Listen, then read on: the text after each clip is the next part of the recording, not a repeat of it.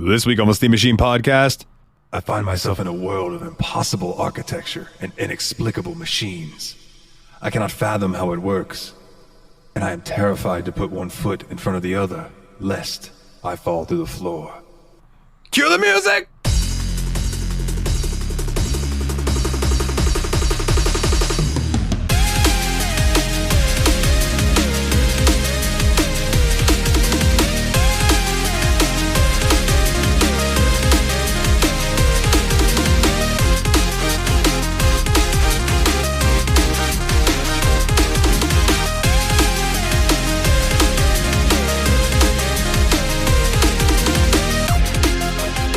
Hey everybody, and welcome back to another episode of the Steam Machine Podcast. My name is Dalton, and joining me as always are the Destructo Bros. Hey, what's up everybody? It's Nate. Hey, it's Willie. How you doing? Homeboys. How y'all doing? What you guys been up to these past 2 weeks? Everything okay? The world hasn't ended, so we can give a thumbs up for that. Maybe a thumbs in the middle. I'll go thumbs in the middle. Was the world supposed to end? I never get the memo anymore. I don't know. I'm sure one of those calendars said that it was that day. Was at some point between the last 2 weeks. Actually, I remember seeing something on TikTok that I think it was like on the 24th, the rapture was supposed to happen. So there you go. See, there's always an end of days upon us. Oh man, let's. I'm gonna go clockwise. So let's go, Nate. Yeah. What you been up to these past 2 weeks, my good sir? Yeah, so it's been just pretty chill time. Like, I've been playing a hell of a lot of Tears of the Kingdom, and I stand by what I said in my early review last time we recorded, that it's just like, what if Breath of the Wild was even better? Like, honestly, I'm not really usually the kind of person that goes after the games that win Game of the Year or whatever, but I have a hard time seeing this one not getting Game of the Year. Like, unless, like we said last time, there's something incredible that we don't know about coming out. I don't think it's going to be Lord of the Ring Gollum. I'll put it that way. Oh boy! That game. Oh yeah, that one has had a spicy release. Oh my gosh, it's so funny because like I actually got an ad for it on TikTok. I was like, "Whoa, this is out for modern PCs and modern consoles, and not the Dreamcast." Oh my god, yeah. Seriously, it's especially wild because when I think of Gollum as a character, one of the like four things I think of is probably the most notable version of really excellent motion capture to animation ever. Right? And yet this game looks like, it really does look like a PlayStation 2 game at best. I'll never forget. And I'm so I'm not happy that game is as awful as it is. I feel really bad for the developers. They probably got... Hey, but for everyone who's a big fan of Jedi Survivor or Hogwarts Legacy, at least your game isn't the bad launch of the year now. Yeah, that's fair. That's fair. But like you do not get the Fallout 76, No Man's Sky, Cyberpunk 77 award.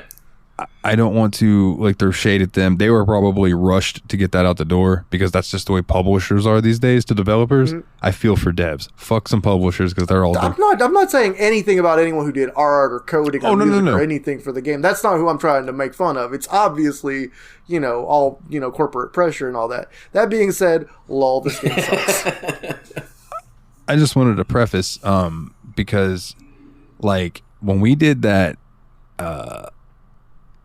the mock draft thing with the games and stuff, I remember Jeremy drafted Lord of the Rings Gollum and was like, man, that game's gonna get me so many points. I wish it would have came out. I wish it would have came out when that thing was going on so he could have ate that in the minus fucking whatever the fuck it was. It was supposed to that game got like... The game was supposed to come out last year and it just came out and it looks like this. It got delayed last year, yeah. Or it might have been that, or he wishful thinking drafted it in case it came out. Oh, okay. But I was like, yikes. I'm sure he'll hear this and clarify in the chat. Okay. But yeah, it's not looking great. But other than just going balls deep in Tears of the Kingdom, which highly recommend, get it. Been pretty slow a couple weeks. I did check out this show called Jury Duty. It was Saturday. Sat on the couch. Did not get up off the couch for 4 hours. Watched the entire thing. So the premise of this show, Jury Duty, is there's this guy who's doing jury duty. And he's there thinking he's filming a documentary what being a juror is like. Literally everybody else is an actor. So... Oh my god. So, like, they're putting this one guy who thinks he's filming for this show in this room full of actors, and, like, looking at it in hindsight, like, I can see why you'd fall for it, but, like, James Marsden was there as himself, like, the actor James Marsden, and, like, the whole premise of it is, like, they ended up getting sequestered, so they had to spend all this time in the hotel and then going to the court. Like, it was, like, a 2-week-long experience for this one dude. And the situations they ended up putting him in, like, for, like, they did this thing where they, like, the sequestration, I guess is how you pronounce that. They let him go out to have a dinner one night at a Margaritaville, and the actors were just going crazy, doing all this goofy shit. It was like almost like watching an episode of The Office, and this guy was just living this like it was his real life. It just... That sounds really I cool. highly recommend checking out Jury Duty. It's like the funniest fucking thing I've seen in a long time. And at the end, like, they were like... And it was funny, too, because, like, it was almost like a morality test, too, because they put him in these situations to see how he'd react. In the end, like, this guy just seemed like such a nice, genuine, and honest dude. And, like, at the end of it, they're like, dude, you're awesome. Here's $100,000. Thanks, don't be mad at us. Hey, I would be ecstatic. Yeah. I'd be like, oh, cool. Oh, what was that on? Oh, gosh. If you mentioned it, I didn't hear it. I'm sorry. I didn't. It was on this weird thing, and it got pretty big notoriety, like a lot of TikTok clips and stuff from it started blowing up. Okay, Nathan. It started blowing off. It might be Prime that was on, because I know it was actually something free that they released, so I think you can just go on and watch it on Prime Video. Really good stuff. Word up. I will definitely look into that, because that sounds like my kind of humor. Yeah, 'cause it's called a Freevee original Jury Duty. Like, Freevee. yeah, I think it's through Amazon. I think you guys would both really enjoy it. It's so funny. Because, like, and the funniest part about it, too, is, like, this guy didn't really know who James Marsden was, and they started hitting it off with him. He was like, oh, yeah, I'm an actor. I was in Sonic. He's like Sonic the Hedgehog movie? I heard that sucked. And James Marsden just looked at him like, damn. Like, that's so damn funny. Yeah, check it out. I recommend it highly. That's me for these last couple weeks. All right, and that brings me to the Willmeister. Willie, what about you? Well, I mean, the obvious follow-up on the last episode is I started my new job this last couple weeks. Woo! That was not planned. Yeah, they just both wooed like Ric Flair at the same time. That was weird. You guys okay? Yeah, we just got that drip, though. Got that Ric Flair drip. Anyway, so... Yeah, I mean, it's been going really well. I mean, at the office, they've been telling me things like, 3 days in, and they're like, yeah, this is about how much we expected you to learn 3 weeks into the job. So I'm definitely picking it up very quickly and getting a lot done. But, like, on the other hand, it's been really frustrating because it's like you start working, you're like, I've been working so much lately. I just want to get my money. I need to get paid. And I don't get my first actual paycheck until Friday. But then, like, I've been doing a couple Uber deliveries over the last week too, and then Uber screwed up everything on their end and disabled my cash out ability entirely. Ouch. So then I had to set up a direct deposit, which I thought would clear on Monday because that's, when the end of their cycle is. But no, it turns out direct deposits from Monday clear the Thursday of that week. So I don't even get paid for what I was expecting to get paid for last Thursday until tomorrow. Or today, I guess, when you're listening to this. Unless you're listening to this in the future, in which case I get paid in 1976. So yeah, but then there was that, and then like I went to Taco Bell the other day, and they rang me up twice, and I've got a bank dispute going on with them, and neither the bank nor the Taco Bell helpline could just immediately reverse the transaction, so I'm still waiting on that. And so I'm just really frustrated. I'm going to have money soon. I just wish this would have all happened after I got my first paycheck instead of before, But once that's all cleared up and you have that money, you're going to be like, yeah. Yeah. You're going to be getting that good. I'm going to buy Zelda, and I'm just going to sit there and play Zelda. Yeah, I can't wait to get your reaction to that, dude. Like, there's parts of it I really want you to see. I might hit up Fit Girl, see if she's got the hookup on it, and see. I bet she probably does by now. Probably by now. I'm sure her I think it's her buddy Yuzu. I think Yuzu can handle it, so I'll figure it out. I'm sure. Cuckoo. Figure it out. What else have I been up to? I guess I got to do my Doom report because I always have something Doom related going on. I started playing a series of Doom WODs called Glaive. This one is just like really short and intense maps that are inspired by Scythe, which was my favorite Doom WOD. I've played Glaive 1 and Glaive 2 now. I couldn't get through the last map of Glaive 2 without cheating, and then I went back and played it through on the easiest difficulty level just so I could say I beat it. But the difficulty has spiked at this point, but before now it was fairly easy. I was able to get through all of it on ultraviolet continuous play until that point. Then there's 4 episodes of it, so there was Glaive 1, Glaive 2, and I haven't started on War Glaive or Glaive 3 yet. But Glaive 3 has a really cool feature that I saw in there that it just sounds really cool, which is there's a thing you can do called Chaos Mode. So somewhere in each of the levels, there is a weird little switch that's like all fire blue colored. And if you press it, it just releases all of the monster traps and all the monster teleporters and stuff all at once. So just all of the enemies will be in the level at that moment. There's no trickle release of anything at that point on. Jesus. You just go right in. Just go ham. Yeah. I feel like that would be like that one level when me, you, and Nate were playing Quake, and there was like a swarm or something, and all of a sudden we just got flooded with enemies in that one room, and we just all took turns like, okay, please don't die, please don't die, please don't die, we need to res. Okay, we're res, you can die. Yeah. Yeah, it would probably be a really fun one to do co-op if they have co-op starts built in. Yeah. So I think we should dub this segment of the show Dane's Doom Corner. That dude probably loves all the Doom talk whenever Willie gets into it. I'm sure he does, dude. I like to do the Doom. Like to do the Doom. Speaking of Doom, actually, before I get to that, is there anything else you'd like to chat about, my brother? I don't want to step on you. No, but I think I know where that segue was going. Yeah. Okay, so speaking of Doom, I bought Warhammer 40k Boltgun. And man, is that game cool. So yeah, they made a retro shooter game in the Warhammer 40k universe. Dude, it's stupid fun. It is insanely gory. I've heard that the titular bolt gun itself is one of the most crazy OP weapons that people have ever seen in a game, and that shooting people with it is like seeing a balloon filled with blood get hit by a rocket. Yeah, dude, it's tremendous. It's tremendous. Even when you first start out and you don't have a gun and you just have like the chainsaw thing on your arm and you run up to an enemy and you're just like, brrr, and they just explode into this red sea of blood and guts.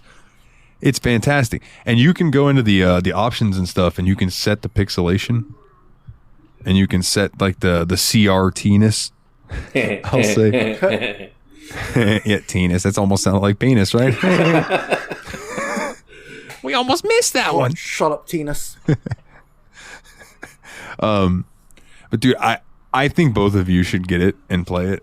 It might be a game that we should do for the show because it is a blast from what I've played. I've only played a couple levels. Don't get me wrong, I haven't gone through and like played the whole game yet, but it is just so stupid fun. And I'm very impressed at how smooth it runs, and at the same time how smoothly not smooth the animations are.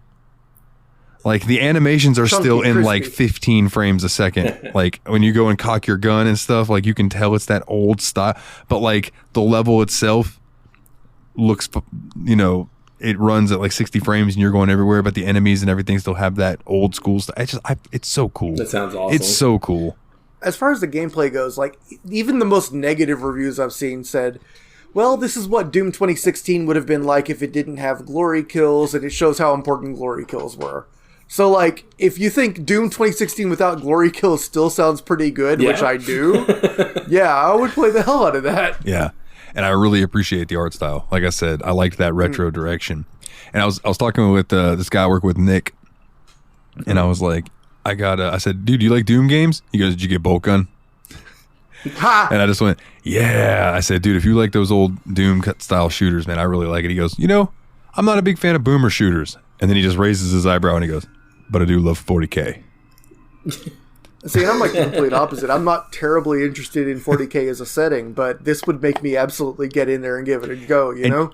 I'm kind of the same way because, you know me, I'm more about high fantasy than I am, galactic space stuff. Don't get me wrong, I love that as well. But like the 40K and the futuristic sci-fi, I got Warhammer 40K Inquisitor, which is a Diablo style game. And that's kind of gotten me into the point where I'm like, okay, let me see what else is. So now I have a bunch of different Warhammer 40K games, just like that, because they had a sale and they were like a bunch of the older games of Warhammer were like $5. I'm like, yeah, let me snag that. That's how I ended up with a bunch of XCOM games too. It's like, yeah, I'll get these eventually. But yeah, dude, just really been enjoying Boltgun. It is a lot of fun. Is that the same series that's like the Warhammer, like End Times Vermintide thing? So there are, okay, kind of. There are two. I mean, it's the same universe. Yeah, Warhammer, Vermintide, and stuff happens in like the Warhammer Fantasy, old school fantasy, and then Warhammer there's Warhammer 40K. Fantasy and there's Warhammer 40,000. Oh, okay, gotcha. Yeah, and Warhammer 40,000 or 40K is what everybody calls it. Is the like way in the future. Okay, that makes sense. But there's a lot of different Warhammer games. You start looking into it, you're like, whoa. Yeah, because I know like that Vermintide one on Steam, and they have Total War 2 Warhammer on Epic. So I was just wondering if those were the same like universe, but that's like the old one, not the 40K. Got it. Yeah, that's the more fantasy. You're gonna see like goblins and dragons and things like that. Word up. There's still like orcs and stuff in the 40K universe. They're just kind of hilarious.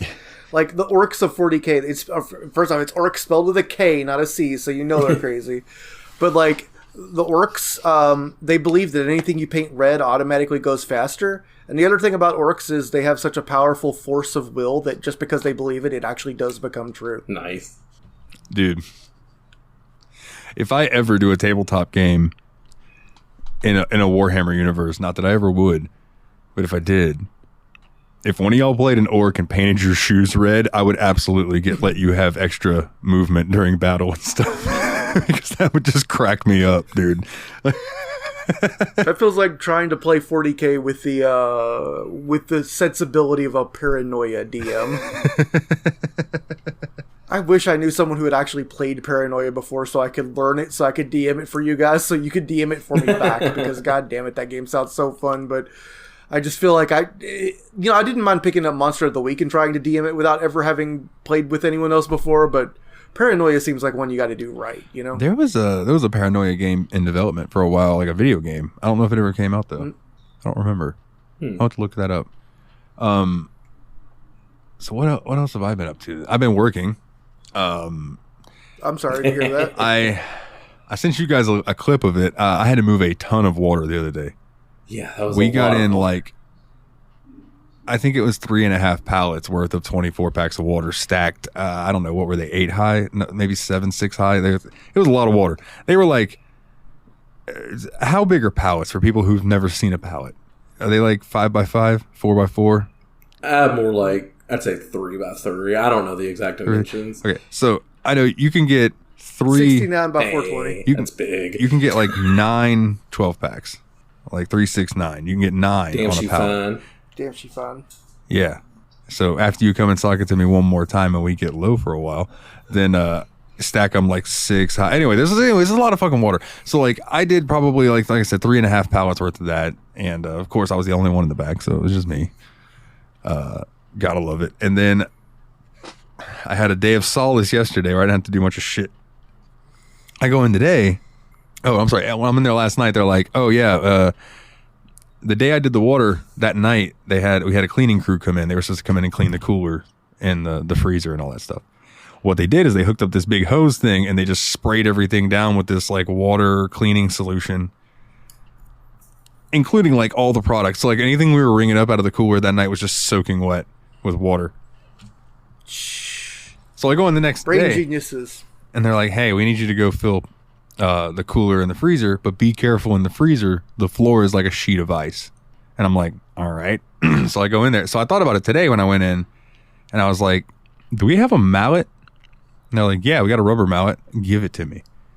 And I spent damn near my entire shift in this fucking, like, I don't know, 20-degree cooler, wrapped up in a jacket with gloves on, just pounding the floor with this mallet, breaking up all of this ice. And then I went and got a scraper and was scraping the stuff I couldn't mallet up and getting the walls and stuff. And it was just like, dude, I had so much what I'll call snow, because it was just really powderized ice. It's basically what snow is.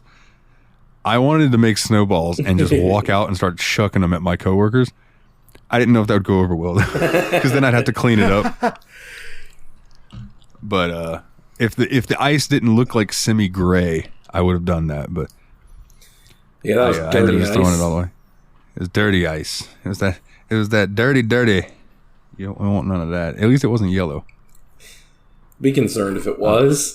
I would be very concerned if it was. I'd have been like, dude, what was that worker doing in here? Whatever he damn well pleased.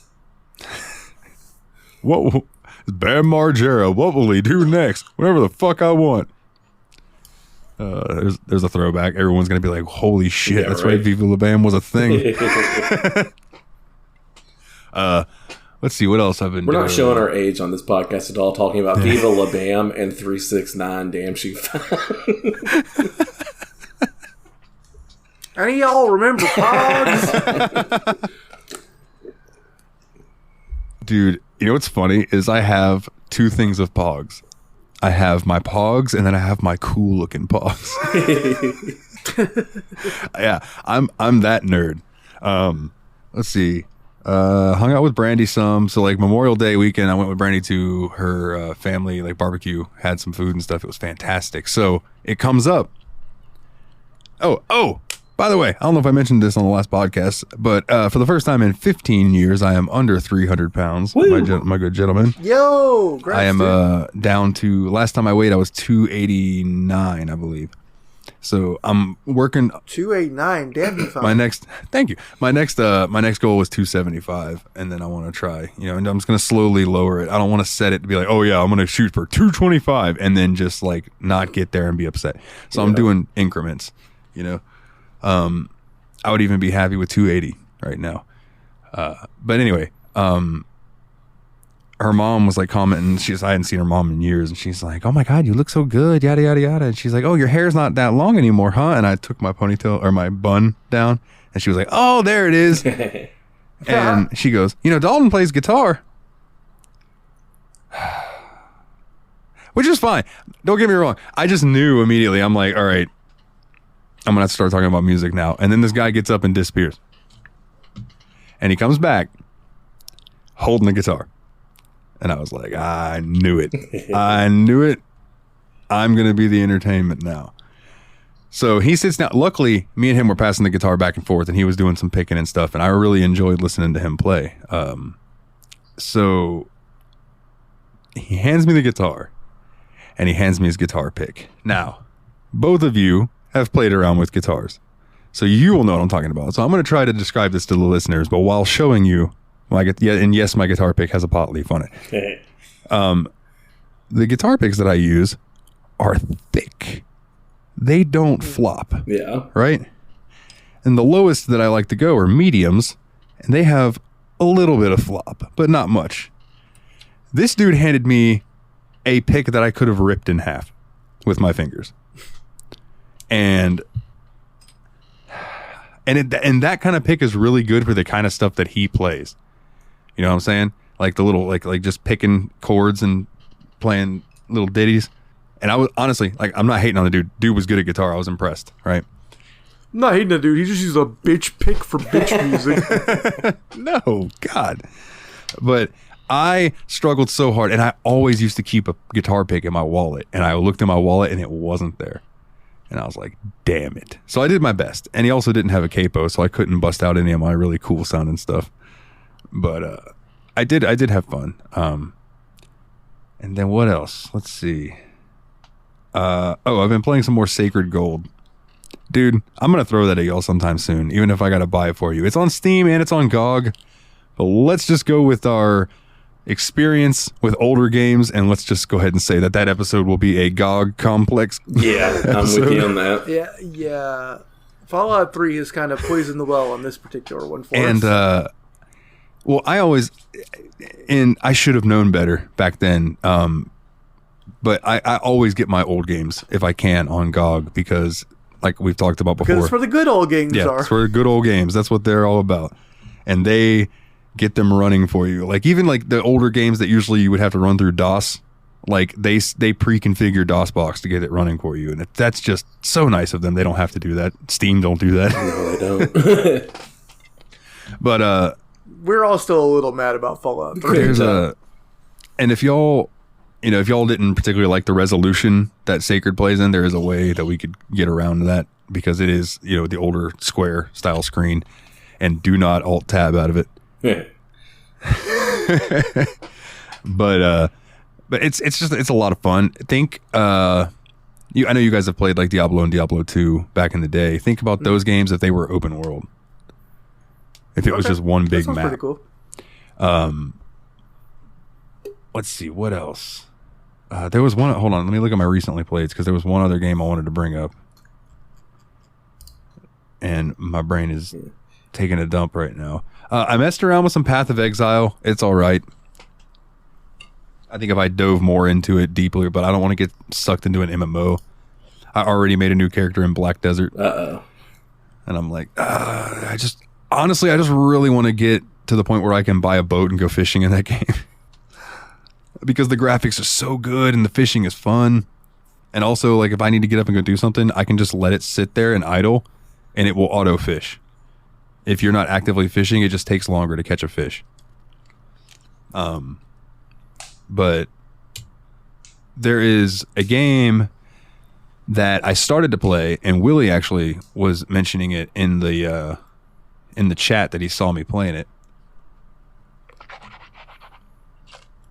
And it's real good. Divinity Original Sin. I'm trying real hard not to get sucked into that game. It is the reason I did not beat the Talos Principle again. Wow. I beat Talos Principle the first time. It's just this time I didn't because it was like, man, I'm really having fun with Divinity. So I've been messing around with that. I did have a couple pickups I got. I finally snagged Doom Eternal. Nice. Cool. Got that for cheap. I didn't get the fancy version with all the DLC the one with and like, stuff. The ancient gods and all that. Yeah. I figure if I like the game enough, I'll get those eventually. Yeah. I got a game called Date Alive Rio Reincarnation, which is like a visual novel dating sim type thing that y'all would not be interested in. The game that I got that I think you both might be interested in, though, is a game called Lost in Random. Either of you, have you seen this? Have you heard about this? No? Okay, it is like a little 3D platformer with a very gothic style. Let me pull up the store page and hit the link so you guys can at least visualize what I'm trying to talk to you about. I just realized that might help. I'll post it in our little stream chat here. So it looks really just cute, but also awesome at the same time. I like the art style a lot. Yeah, it does look pretty cool. Yeah. And it got relatively good ratings. You know what I mean? It looks like a Tim Burton game almost. So I was like, okay, I'll check that out. It was on sale. It may still be on sale. I got all three of us for the stupidest reason. We could have easily emulated this game. But I bought us all Homefront: The Revolution. And I'm sure people who are listening are like, why? Like, Homefront's not really one. I have both Homefront games now, and it's not really a series that you ever hear anyone talk about, right? It could be a sleeper, by the way. It could be one that we play and we're like, dude, why does nobody talk about this? I have no idea. But in Homefront: The Revolution, apparently at some point during the game, there is an arcade machine. And on that arcade machine, you can play Time Splitters 2. And it has the first 2 levels. But there is something that you can do. It's either in the game's code or it's like a cheat code that you put in, one of the two, or it's a file that you have to edit. But you can unlock the entirety of Time Splitters 2. Obviously, the multiplayer is not going to work, but like the campaign, all the other stuff, you can unlock the entirety of the game inside of Homefront: The Revolution for no reason. And I love that. I'm here for it. That game was like on sale for like $3 something. So I was like, fuck yeah, we're all getting that right now. Yeah, that's really cool. Like, I don't know. Time Splitters is one of those ones where like I rented it a couple times and I remember it being like really neat. Like, I liked how it felt like the logical follow-up to like the Perfect Dark games, and it just felt like it didn't get enough of a, you know, fair shake. So yeah, I really enjoyed them, playing them with my friends, because we didn't have Nintendo 64, so like none of us had GoldenEye. So our GoldenEye was Time Splitters 2, and then when Time Splitters Future Perfect came out, which I mean, doesn't it literally have like a level based on the dam level from the original GoldenEye? Yeah, I believe so. I do believe so. I remember there being a dam level in Time Splitters because I remember having to shoot the crazy character that has a fishbowl for a head with a fish in it. That's the thing I love about Time Splitters is that there's like 80 characters and they're all ridiculous. The only other game that I got that I wanted to touch on before we can move on is I got, and this game's still in alpha, but it's called SCP-5K. Okay. It is an SCP. Oh, I'm going to go to the store page and just read you the description. SCP-5K is a cooperative tactical horror shooter project that puts players in the midst of a story inspired by SCP-5000 by Tahoni. I don't remember which one 5000 Neither was. do I. If you want to look that up real quick while I kind of describe the game, we can do that. Yeah. So when it says, I don't want to scare Nate away with the word tactical, it's not like a tactical RPG. It's more, think Rainbow Six, like that kind of shooter, where it's not like Call of Duty where you're like, it's like you can actually like lean around walls and, you know, that kind of thing. I had a blast with it so far. I haven't run into any SCPs yet, although I know that they do exist in the game. But I have ran into anomalies of sorts where they're just like crazy monsters running at me. And I've had some jump scares, not for the fact that they were programmed to jump scare me. It's just like I turned a corner and boom, there was an enemy there. And I was like, ah! Oh, you ugly motherfucker. Take a bullet to the head. Bam. But that's one thing I like about it being a tactical shooter. If you get them with a good shot to the head, dead. Like, that's satisfying. As much as I love Borderlands, it's so unsatisfying to lay 10 bullets into a dude's head and it's like he's got half his health bar left. I'm like, are you kidding me? But I have to try to remember it. Borderlands is just an RPG with guns. Like it is. So did you find what SCP-5000 was? This is a very complicated one that's going to be really hard to explain. Fair enough. If anybody wants to look it up, go look up SCP-5000. I would really like to play some more SCP stuff for the show. You guys know I love that spooky shit. 5000 was kind of like the archive of an alternate universe in which the Foundations, the O5s, basically changed their assignment from the protection of anomalous things to the extermination of humankind. So, yeah. Oh. All right. Yeah, so far in the current side, there's about 1 to 2 hours of story content. Unless you're me and get lost roaming around, and then you can get an hour or two just in that first fucking area you're in. But yeah, I got this in alpha because I wanted to support a SCP game, and it looks promising. You know, it's hit and miss with early access stuff. We all know that, but I hope to see more out of this because just playing the alpha, this game's got fucking potential. Hell yeah. It really does. And I think it would be a great multiplayer game. Like having you and a couple buddies going in there as a squad, like, bro, it could be real fun. So I will keep people updated on this as it gets updated. Cool. Definitely looking forward to that. All right, boys, we played a game. And we played a game called the Talos Principle, and I clicked the wrong thing. Here we go. The Talos Principle. But before we get into our thoughts and the fact that this is a revisit, it's that obligatory Wikipedia bullshit. Wikipedia. Wikipedia. I like that Much better than Wiki Feet. I mean, I would argue, but we won't get into that. Wikipedia, where the fuck did that even come from? The obligatory Wikipedia bullshit, or otherwise known as, and the much easier to say, Wikipedia. Wikipedia. That might just be what we call it now, Wikipedia. The Talos Principle is a 2014 puzzle video game developed by Croteam and published by Devolver Digital. It was simultaneously released on Linus. Yeah, on Linus, you know that character from Linux, OS X, and Windows in December of 2014. It was released for Android in May 2015. I cannot imagine playing this on a phone. No. And for PlayStation 4 in October 2015, iOS in 2017, and Xbox One in 2018, and Nintendo Switch in 2019. Wow. That was felt like a lot of dates. That's a lot of releases for one game. And the virtual reality enabled versions for the Oculus Rift and the HTC Vive were released on the 18th of October 2017. A DLC entitled Road to Gehenna was released on the 23rd of July 2015. The game features a philosophical storyline. It takes the name from Talos of Greek mythology, a giant mechanical man who protected Europa and Crete from pirates and invaders. Other names taken from mythology and religion used in the game include Elohim, Gehenna, Samsara, and Uriel. So, this is definitely a puzzle game. Yep. So, to quickly run through the fact that this is a revisit, I wanted to play this game with you guys because originally, and anybody listening can go back and listen to it.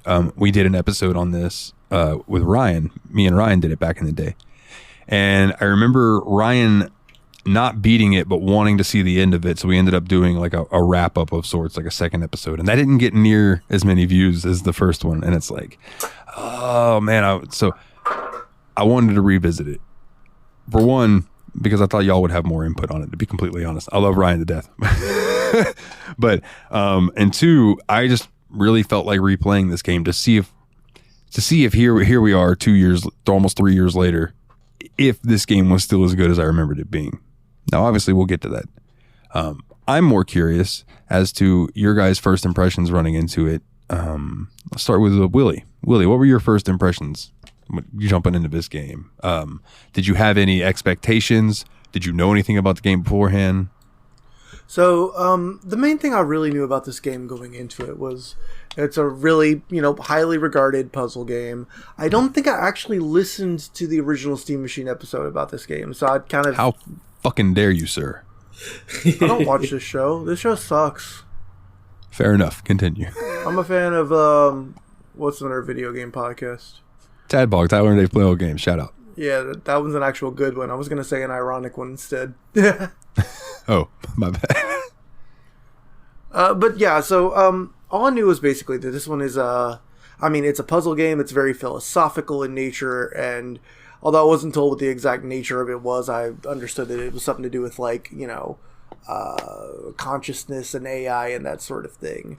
So yeah, that's all I knew going into it. You want my first impressions too, or should we go around further on that? We can get Nate's thoughts on that, and then we can go to your first impressions.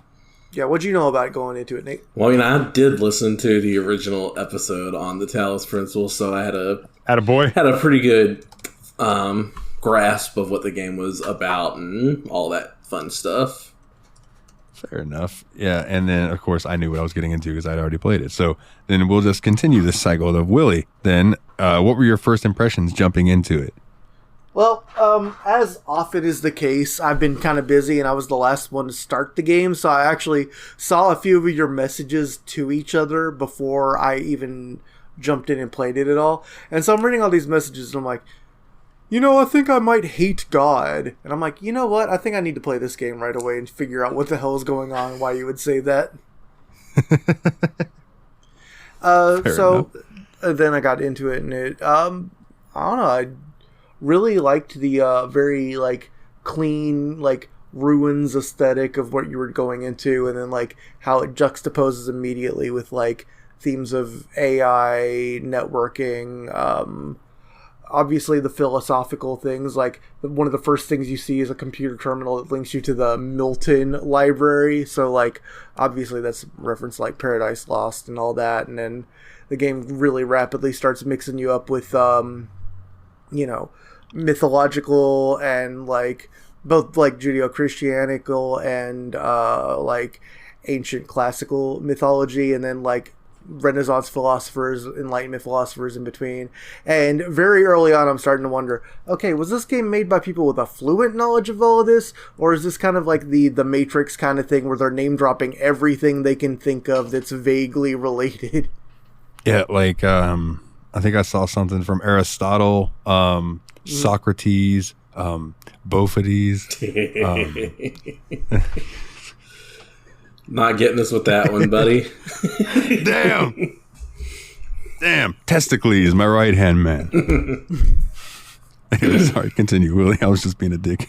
No, that was basically it. That was kind of my jump in. Okay.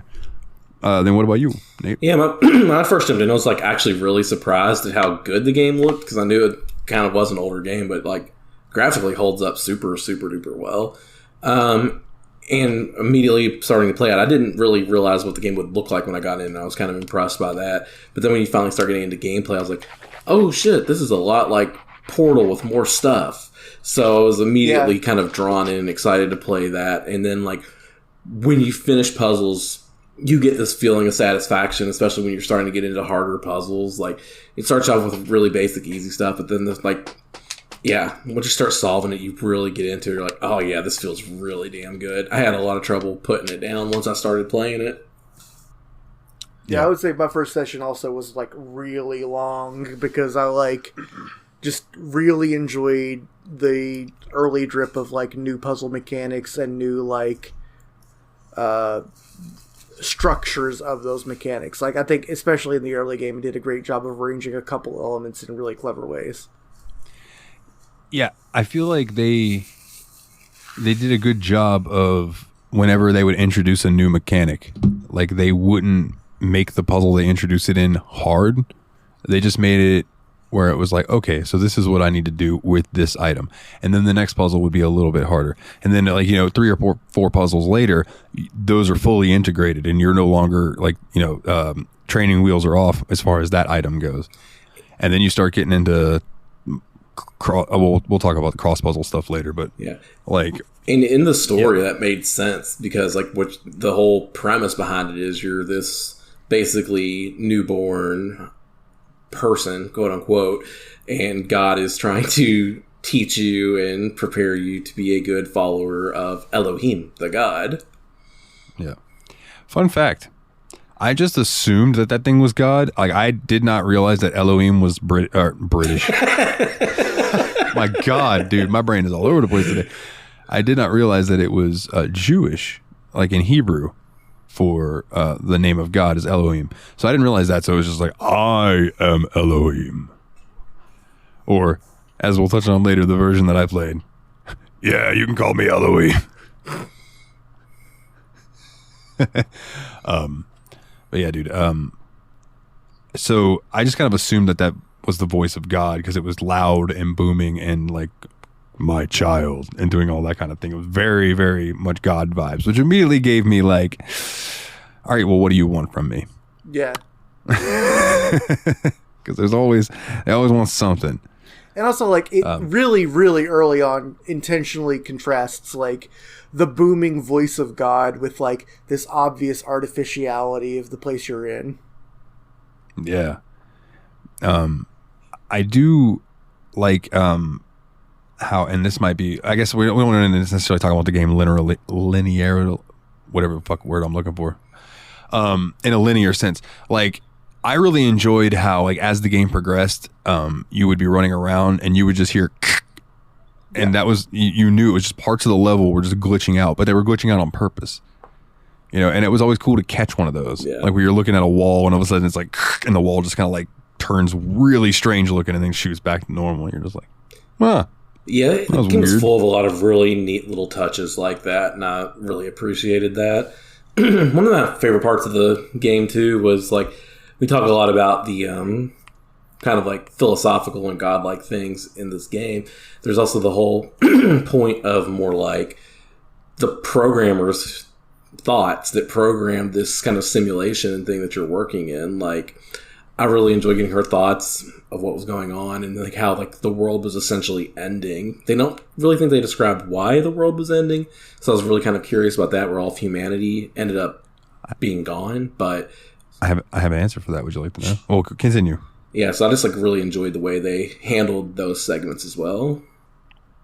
So, what ended the world in this game's world scenario was that global warming kept going and like basically melted the glacier stuff, which unlocked a disease that was like dormant in the permafrost, and it came out and it was nothing like any of the humans have ever experienced, and it basically wiped out humanity before they ever could find a cure for it. And this was humanity's last attempt at trying to start the world over, basically. So this was like one of the attempts. Got it. And before I forget, boys, we did it again. Because we mentioned we were going to play the Talos Principle. This game came out how many years ago? Almost 10 years ago. And in the 2 weeks that we were playing it, there was a Sony State of Play for PlayStation. Yep. And during this Sony State of Play for PlayStation, they showed a trailer for a game called the Talos Principle 2. Yeah, like, this makes us have to be really careful with our host picks moving forward, because who knows what we're going to unleash upon the world. Right? Like, I can't even count how many times this is now that we talk about something on the show and we're like, man, we'd love to see a sequel to that or something. And it never happened. A week or two later, hey, guess what's coming out? Fuck Your Face 5. We're like, oh my God, I love Fuck Your Face 4 so much. Like, it's just ridiculous. Ridiculous. But yeah, I just wanted to bring that up, that we did it again. We did it again. Do you have a puzzle that you remember that was like the first one that made you go, how am I going to do this? Because I have a very specific one. I can go first if you guys would like to think about it for a second. There was one that I can really imagine. It was one with a bunch of just like the lights, actually the laser beams that you had to use to kind of connect them so they could go into like things to open doors for you.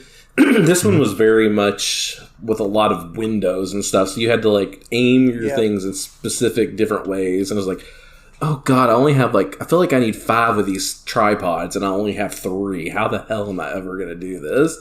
And it's just like I said earlier, like the whole, you finally do figure it out and you're like, I'm a goddamn genius.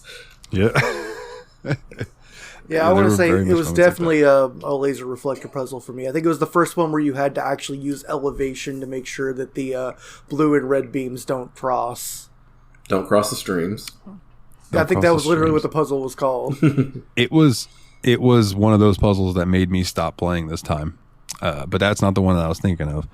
The one that was the first one that made me go, I have to really sit here and think about it. You walk into this area, and there's a big square, and there's a bunch of fans, right? And you have to... Here's how you solve the puzzle, because I don't know how to describe it other than that. You set the fans up where there's one on the ground, and you need that to float up. No, I'm sorry. You need to stack 2 boxes next to it. And then you float up to the top of those boxes. And at this point, you have these other fans set up that are going to, because these fans are going to blow you to the other side of the level. I remember this one. And it's going to catch you and then throw you to the left. So you have to get up onto these boxes by floating up, landing on it, standing in the laser beam that's keeping this fan over here going, keeping you away from the piece you need. And when that shuts off, you have a minuscule amount of time before that beam thing fills that meter back up and that fan starts again. So you have to block that. It shuts that off. You then jump off those 2, land in that fan. It blows your ass halfway across the level.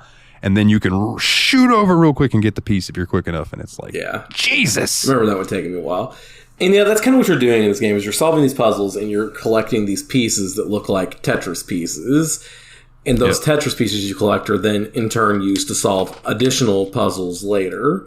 it's kind of an interesting way they set that all up. There were some times that I spent more time on door puzzles than I did on actual puzzles. Like, just trying to get those pieces to fit right. I'd be like, I would get it set up perfectly where all I needed was a Z piece. Yeah, but that's not the piece I had. I had an L piece. And it was like, how did I get this where I could perfectly fit in a Z piece right there? And I don't even have a Z piece in this entire thing. How did I do? I don't understand. The most frustrating was when you would set it up and be like, I have the L, but I would have had to need the other L. Yeah. Like, how did y'all end up doing these? Did you really think them through, or did you just kind of...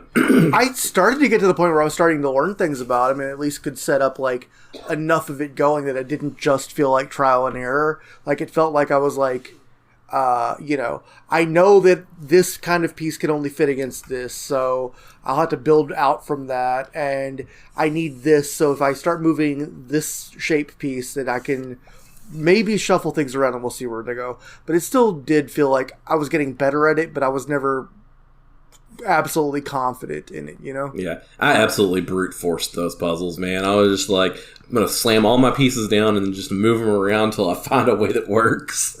I felt like I was getting better at them, but I never felt like I was good at them. I feel like I was like a happy medium between the two of you. Like, I would brute force it until I started I would glance over the pieces and be like, okay, I can guess that this is going to be in the corner. And then I would build from there.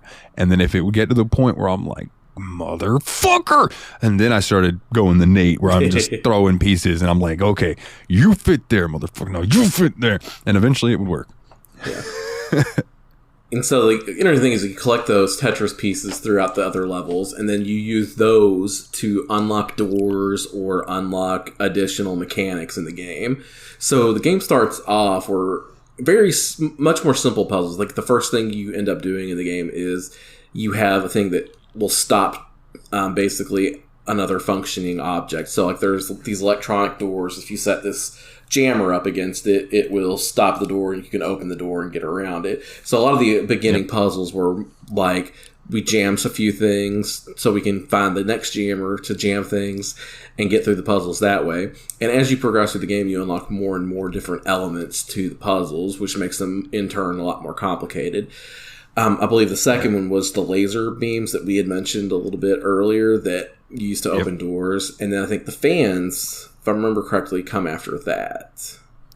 It was either the fan or the block. I feel like was the block ever unlocked? I think the block was always just there. I mean, I think you had to unlock the block. Oh, okay. Well, maybe the block came next. I can't remember exactly the order of everything. It doesn't matter. And then another thing was the fans.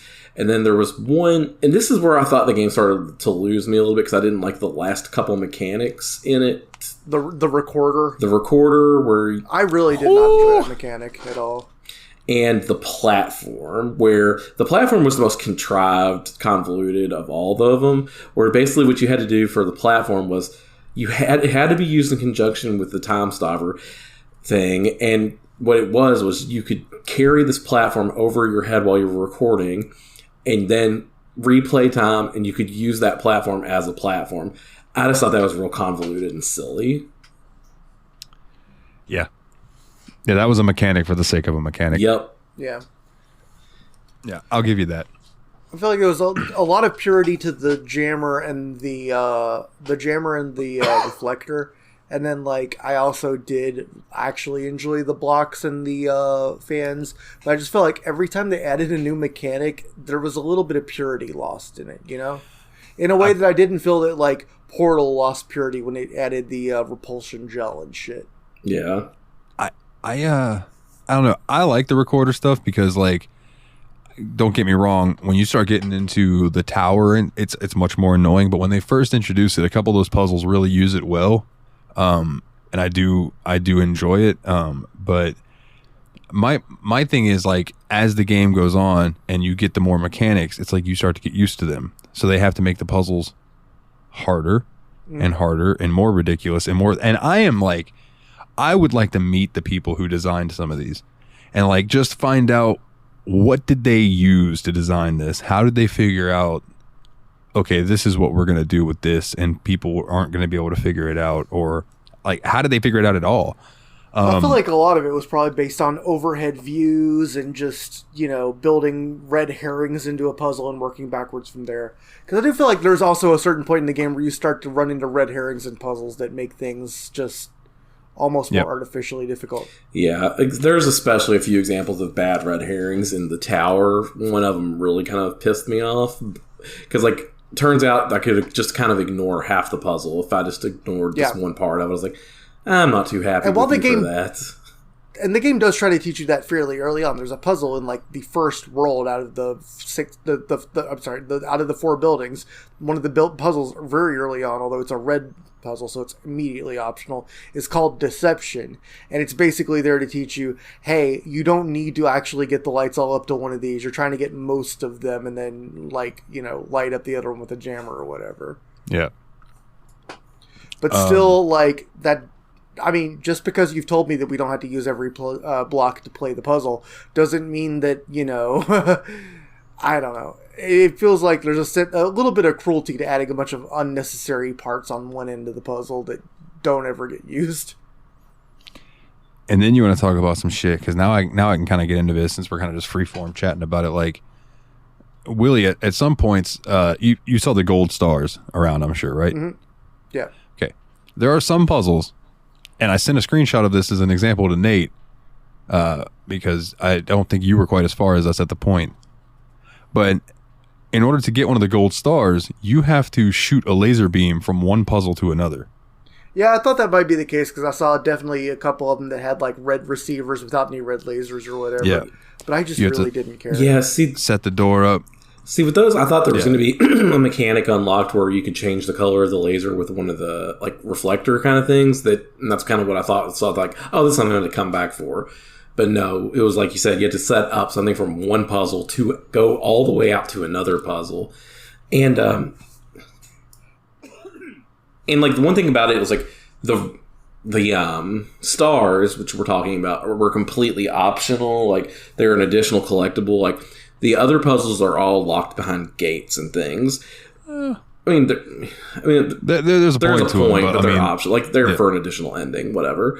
But the reason I decided not to go for the stars too is because the rest of the puzzles are segmented off to where you know where each piece is. It tells you this is where you get the red L piece. I'm like, okay, cool. The stars, it just tells you there's stars somewhere in the area without telling you where they are. And it's a lot more of a scavenger hunt at that point than puzzle solving, just to find where the star is. And then once you find where the star is, you have to do some ridiculous garbage to get to it. There's also, if you want the achievement, if this is just for Chivo hunters, there are terminals hidden in some of the levels, outside of the puzzles and stuff. And there are also those floating tapes that are the woman's voice, who is one of the people working in this place. I think maybe even the designer of it. There are those hidden out there too that are also just a collectible to go and find. So I would say, that there are scavenger hunt elements to this. If you go out and you're wanting to find that type of stuff, you're going to have to hunt for it. For example, that axe that you get. Yeah. You just randomly find it in the 3rd building, there's an axe, and you can use that to break down wood doors and stuff. But in certain worlds you go into, there will be wood doors and things, but you can't bring the axe in there with you because it goes away as you enter. So somewhere hidden in that level is something you can use to break that open, and then go in there and get whatever collectible or hidden thing is in there. So there are deeper levels to it, but at the end it's did it need that? I don't know. That's up for debate. Yeah, and I get the idea that it was trying to test you and be okay, can you defy the intended programming or whatever and really think outside the box? But ultimately, it's a puzzle game that a human being programmed, and we're still just thinking inside of your box. Yeah. and as the game progresses, you're getting these declarations from Elohim, who's just go forth, my child, do my puzzles, and I will grant you eternal life and whatever the fuck. In the 3rd building, there's the big shiny doors. But the other side though, 'cause that's your god. Like you said, the Milton Library. That's almost considered like the QR codes that are hidden throughout. So like throughout the game, you just see QR codes on the wall, and when you like highlight them and like look over them and stuff, it'll display a little message like somebody had left. And there are a few different people that always pop up, and they mentioned the serpent in the terminal. Yeah. It's very, very, very biblical, and it is absolutely. The terminal is constantly asking you, like, why are you listening to this voice that's just telling you what to do? Why do you so blindly follow him? You know, like, do you even exist? What is existence? What, like, and it starts asking you all these types of things, like the things that the devil would have asked you in the biblical garden when you take the fruit of knowledge and things like that. And it's just like, I don't know. I really liked it. I'm curious what you guys thought of the overall, like the arcing story of Willie, of what you've seen, and then Nate, I know you beat it. Which ending did you get, by the way? I got the ending where I woke up in the real world as a robot and walked outside. Okay, yeah, I think that's the canonical ending, or considered the good ending. Yeah. Yeah, I figured it was, because what I did was I played through completion I beat all the puzzles in the game and then climbed the tower and did all that part of it. Interesting. I have a question. When did you guys decide in game, not in real life, that you wanted to turn your back on God? Well, I'll use my first playthrough, because this playthrough I was pretty much listening to him just to see the different side of it. But on my first playthrough, it was when the computer started being like, and I hate that I'm saying that, it was like the computer, like the devil got to me, but he did, because he was like, why are you just listening to this dude?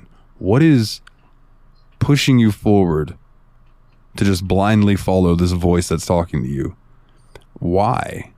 And I started asking myself, it's a good question.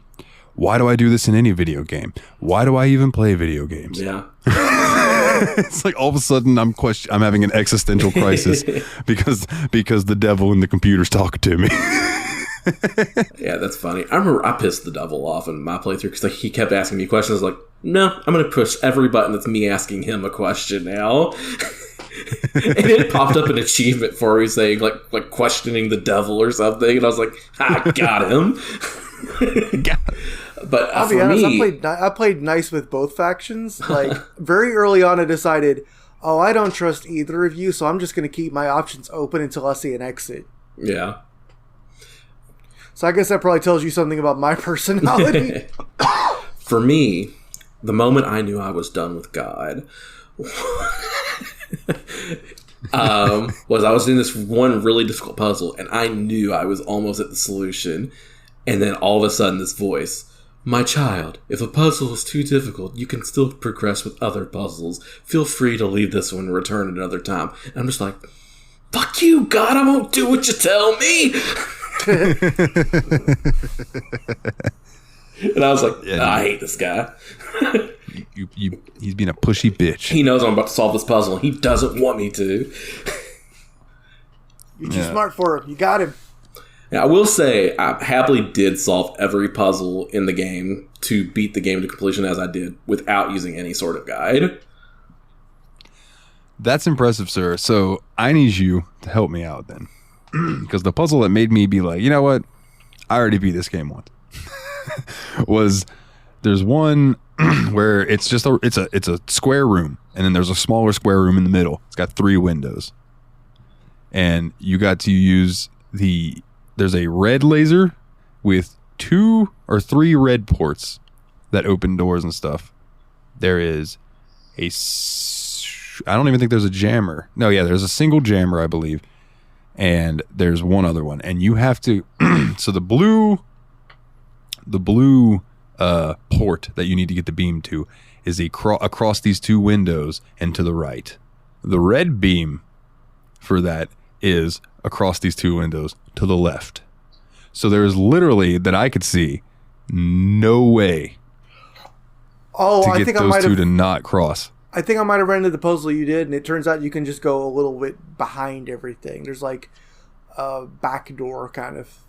How far did you get, Willie? Because this was in the third tower. Did you get to the third tower? I didn't do any of the puzzles in the third building, no. Or building? Yeah, sorry. No. Okay. I think I know the one you're talking about, where you had to loop it around the two pillars to kind of go behind each other. Yeah. No, this one, I don't know how to describe it. Like this one, there's no possibility for that. Like I don't know. It's it stumped me.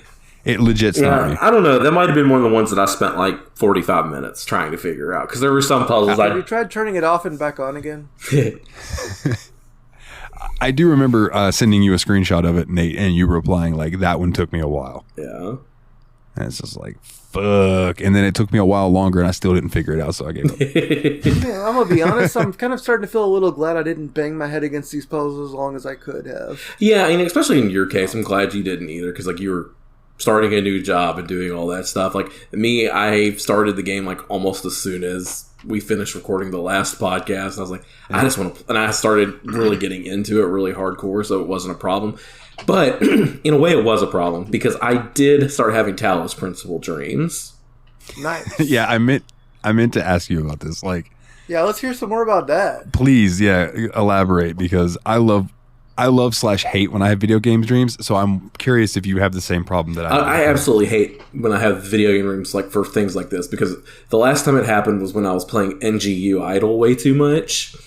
Yeah, you literally quit playing the game after that. Mm-hmm. Which was glad this game had an ending, so I could stop playing it, and I haven't had the dream since. NGU Idle does have an ending. It's just 2 years into the game, that. I think. But no, like with this, I was just having dreams where I was walking around like very Grecian, like ornamented areas, carrying around jammers and lasers, and having to solve these puzzles myself. But they were like all never-ending puzzles kind of things, because it was just shit my brain was concocting while I was asleep. I just remember just doing that for hours in one room. I was like, oh God. When I woke up, I was like, oh, thank God, I'm not still playing Talos Principle. Like, those were not very good rusty nights, you know what I mean? You poor son of a bitch. I know exactly what you mean. That happens to me every time I have a marathon session of Civilization. If I play Civ 4, 5, or 6, I haven't really messed with the other ones, but like any of those, if I play for like 4 or 5 hours, which I'm known to do, when I get into a Civ game, I will sit there and play Civ for 10 hours. I don't care. Mm-hmm. I will go to sleep and have a turn that never ends, and I'm constantly trying to get all my people to do something, and I'm freaking out about it, and I have anxiety the entire time, and I wake up with anxiety, which, for people who know, waking up with an anxious stomach, what's the first thing you want to do? You want to run to the bathroom and throw up. And what sucks about that is it's all stomach acid. Yeah. It's always rough, bro. So I have to like limit myself. If I'm playing Civilization, I'm going to play it during the day. If I'm playing it at night, that's just me hoping for the best. Yeah, there's like, it doesn't happen all the time. Like I've been playing a ton of Tears of the Kingdom. I'm not having Legend of Zelda dreams, like, you know what I mean? But like some games just hit your brain in a certain way that I guess it's probably a bit of a stress thing too. Because like I think that's part of the reason why I like games like Talos Principle, because it stressed me out a little bit while I was playing it. So I think there's a little bit of that involved. Because you get that stress release when you figure it out. Right. Yeah, it's problem solving 101. Yeah. Yeah. So I think that probably has a lot to do with that kind of reaction and why it would kind of bury itself in your subconscious to make you dream about it. Like, I wasn't having dreams about the storyline or anything like that. It was just the action of solving puzzles over and over and over. Yeah. Yeah, and it's kind of like the same thing with Civ. It's never me winning or anything like that. It's me trying to build my civilization the best. So I'm like stressing out over, okay, does this city need a monument? Or does it need a granary? Okay, what about the city? What about this? I'm a little too close to Cleopatra's burger. She's going to yell at me. Yeah. She's going to bitch. Oh, God, we got to keep Gandhi happy. Everybody keep Gandhi happy. For the love of God. For the love of all that's holy. If Gandhi's in your game, keep him happy. Man. I do want to say that there were some nifty mods for this game that I never got to experience because apparently all of this fucking mods on the Steam Workshop just don't work anymore. But there were a few. I'm going to go browse them real quick so I can tell you. Where is the Talos Principle? I had it pulled up and then I clicked off of it to talk about something else. There we go. So, one of the ones I can remember right offhand. So the floating ball droid things that don't explode, the ones that just go back and forth. Yeah. There was one that turned those into a Pokeball. Aww. All right. And then clearly you have to turn the ones that do explode into a Voltorb, right? Randomly, there is a mod to make your character that you play as Neptune or Nepgear from the Hyperdimension Neptunia series. Like, that is the most random thing. Don't know why. Gamers. There's also a mod to make your character RoboCop. There's a mod that does different colors. There's one that make the turrets look like the turrets from Portal, which awesome. There's also one that make you look like Chell from Portal. Nice. Yeah, those make a lot of sense to me. And before the official DLC, there was a mod that makes your character look like Serious Sam.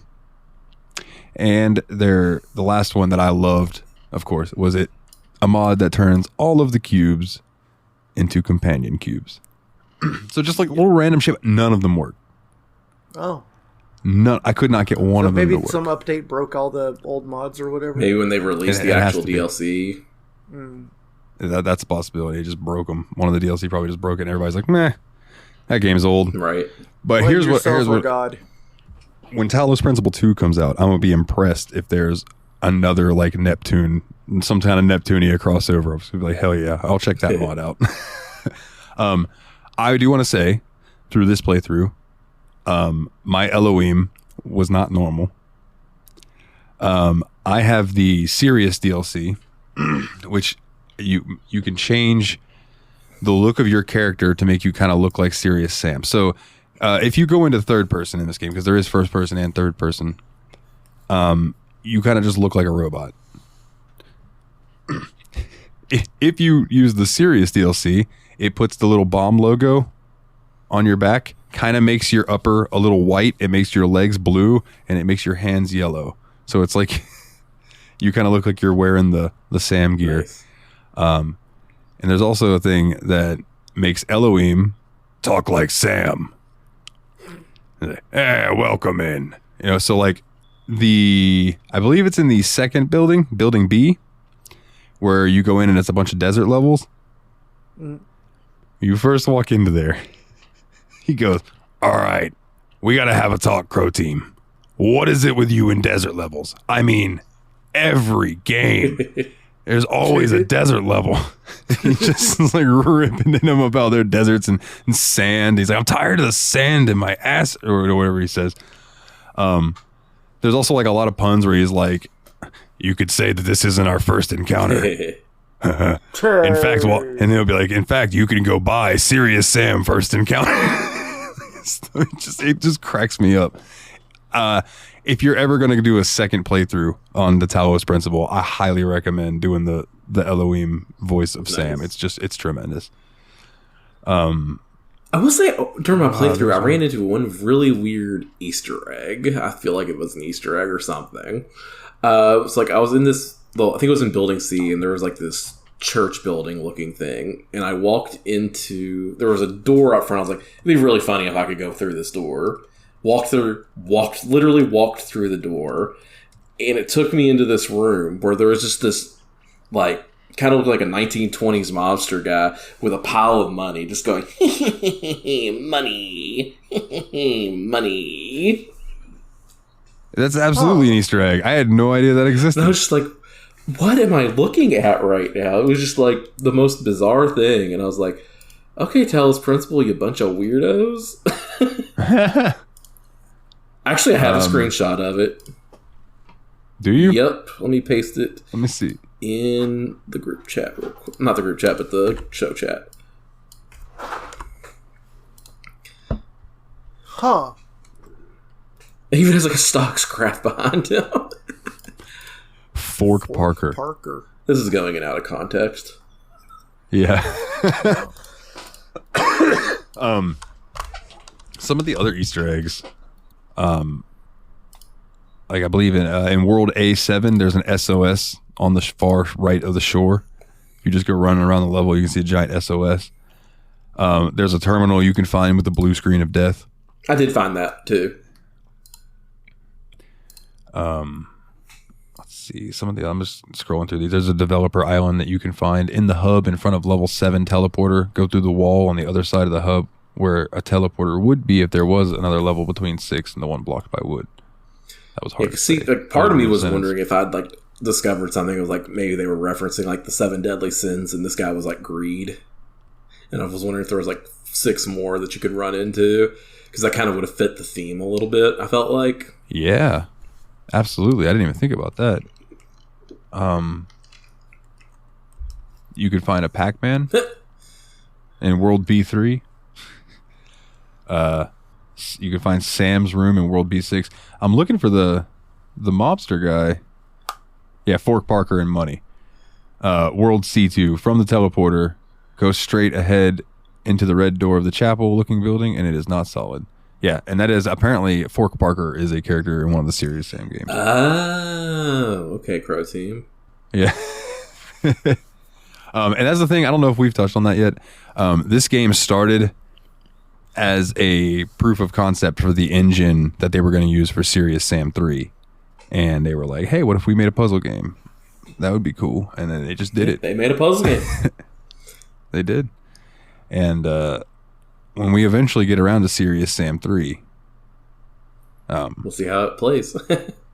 We'll see how it plays. Oh, shit. Oh, it doesn't matter. I guess technically my next host pick should be a Serious Sam game because of the year coming up. But we can wait. We can postpone that. Okay. Because I'm very curious what you're going to pick. And I need to know. So is there anything else that you guys would like to touch on about this game? Like, I don't want to dive terribly too much in the story because A, I know Willie hasn't beat it, and B, people might be interested in checking it out. I think it's worth checking out for the story. If the whole philosophical thing appeals to you, I don't want to kind of give the whole thing away. So check it out. Yeah, it's kind of like one of those like DDLC. You should just experience it for the most impact. Yeah. And I don't think we gave away too much of it to take away the impact that it would have. I was literally just about to say, I think we've covered enough where we've left enough on the table that it's still worth going out and checking out for yourself. Other than just the puzzles. Some of those puzzles, man, just be prepared. Yeah. Just be prepared. Start off, you're like, oh, this game's freaking easy. What are these guys talking about? They suck. And then you're like, oh, okay. Oh. Unless you just are a savant and we are idiots. So, you never know. And that is totally possible. That is totally possible. All right, then. I guess that just leaves ratings. So, what would you give this? Let's start with Will. Will, what would you give this? Why do you always have me lead? That's probably I had to lead the last one. All right, Nate. What about you? What would you give this game? Yeah, I think it's a pretty good game. I like the way that it handled the puzzles for the most part. I think it kind of started losing some steam at the end. I think it might have honestly overstayed its welcome just a touch. Not too bad, but just a little bit. I like the story. I don't think I was as blown away by it as you might have wanted me to be, Dalton. I thought it was good. No, that's fine. Like, not too incredible, but I think it overall was a really good game and a really good package. So for me, I'm giving this like 8 platforms out of 10 Serious Sams. Okay. While I'm thinking about it, you made it to the tower. You remember the 2 other entities in the tower. So those were 2 of the people that you were reading QR codes from. Yeah. Throughout the entire game. Like, blew my mind when I first figured that out. Sorry, I meant to mention that earlier. I picked that up immediately. I was just like... One thing we didn't mention, though, real quick, while we're still talking about my rating, I like the fact that if your friends have played it before, you can get their QR codes and see stuff that they had written, because I ran into Dalton's, and I thought that was really cool. Yeah. I found one from Dane, and I found one from Turtle Bear Man. What was funny is I sent a screenshot of Dane, or to Dane, of the one that I found of him, and he replied back, and he goes, I was about to ask you if you meant to post this in screenshots, and then I actually looked at it. Nice. So that's my 8 out of 10. There you go. All right. Well, I'll go next. I'll make Willie go last. Coming back to this game, I guess because I knew everything in it already, as far as the story goes and stuff, it didn't quite have the impact on me as it did the first time that I played it. I still really enjoyed the puzzles, and I really think that graphically this game holds up way better than it should be. This game looks better than Lord of the Rings Gollum. No shit, it looks way better. Like, way better. Like, way better. And I like this game enough that one day I will buy Road to Gehenna and check that out just to see new puzzles. You know what I mean?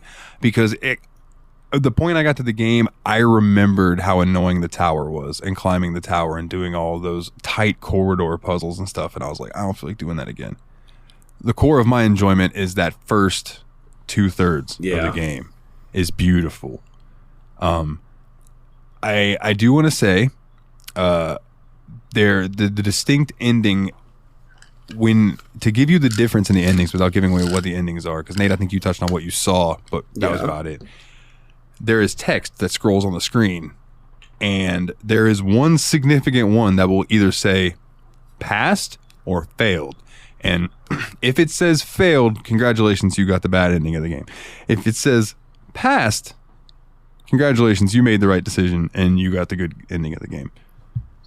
So, well, I guess good in quotes, because it's a very ominous. Yeah. It's very ominous. I wonder what a sequel's going to be like for this game, TBH. I am very hyped for the sequel. Because think about how good this game looks for a 2014 game. The new game is going to look, it's probably going to make my computer melt. Hopefully. Yeah, hopefully. It could come out looking like Lord of the Rings. So I'm gonna give, I don't remember what I gave this. I should have went back and looked at what I gave this originally. But I'm gonna give it an 8 as well. I'm gonna give it 8 principles out of 10 vice principles. Yeah. I like that. And while you're giving your wrap up, I'm gonna look for that thing that Brian made that has all the ratings on it. Yep, fair enough. So this game had a lot to like, and also felt like it had a lot of bloat. It definitely, like, it does a lot of things really well. There's a lot of really good writing in it. There's a lot of really unnecessary, Doom 3 PDA type of just, here is an email to let you know that there were people involved in this, in case you didn't think that the people were people. And, like, the puzzles, like, there was, like, ridiculously easy tutorial puzzles and ridiculously hard puzzles and then, like, solid puzzles. And I feel like graphically there are a lot of cool things. Like, I think I'm going to give this game the rating of very strong recommendation if you like this genre, absolutely missable if you're not interested in the subject matter or the style of game, and call it a 7.5. Sounds fair. That does sound fair. All right. Did you find your rating? I found the file. Let me Control F. Browse it real quick. I originally gave this game a 9.95. Wow. Because I remember at one point me and Ryan were given ridiculous number ratings, I think. Like 7.246 and things like that.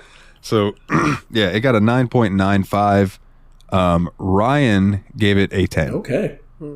Alrighty. I think it's very good. I don't think it's borderline perfect. Yeah, that's fair. Like, especially when the most obvious comparison is Portal. It's just a game with no fat on its bones whatsoever. Yeah. And, I mean, considering that the most obvious 2 points to compare them on are puzzle design and writing, I think Portal's just way tighter on both of those. Mm-hmm. No, yeah, I don't disagree with that. I don't disagree with that coming back. But you got to remember, too, 1, 2, 3, 4, 5, 6, 7, 8, 9. This was the 10th game we did. Yeah, and so I'm not saying that's a bad review. I think that just you didn't have your skull calibrated yet. Yeah. Word up. Yeah, dude, we're almost 3 years into this bitch now. I know. Me and Willie have been here longer than we haven't at this point, I think. It's crazy. Yeah. But you boys ready to roll into our fan questions? Let's get it! Yeah. What was that, Dalton? Let's get it! All right.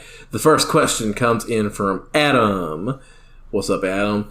What is the best made and worst made puzzle in a video game?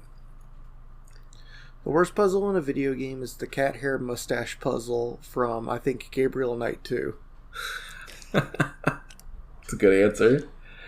It has to be, I was thinking something completely different, but now that you say stuff like that, it has to just be anything from a point-and-click adventure game. So I'm going to say the puzzle in, what was that one? Full Throttle, where you had to climb the tower and move the levers to pick up the car. Oh, that was really annoying, yeah. Yeah. That's mine. Worst.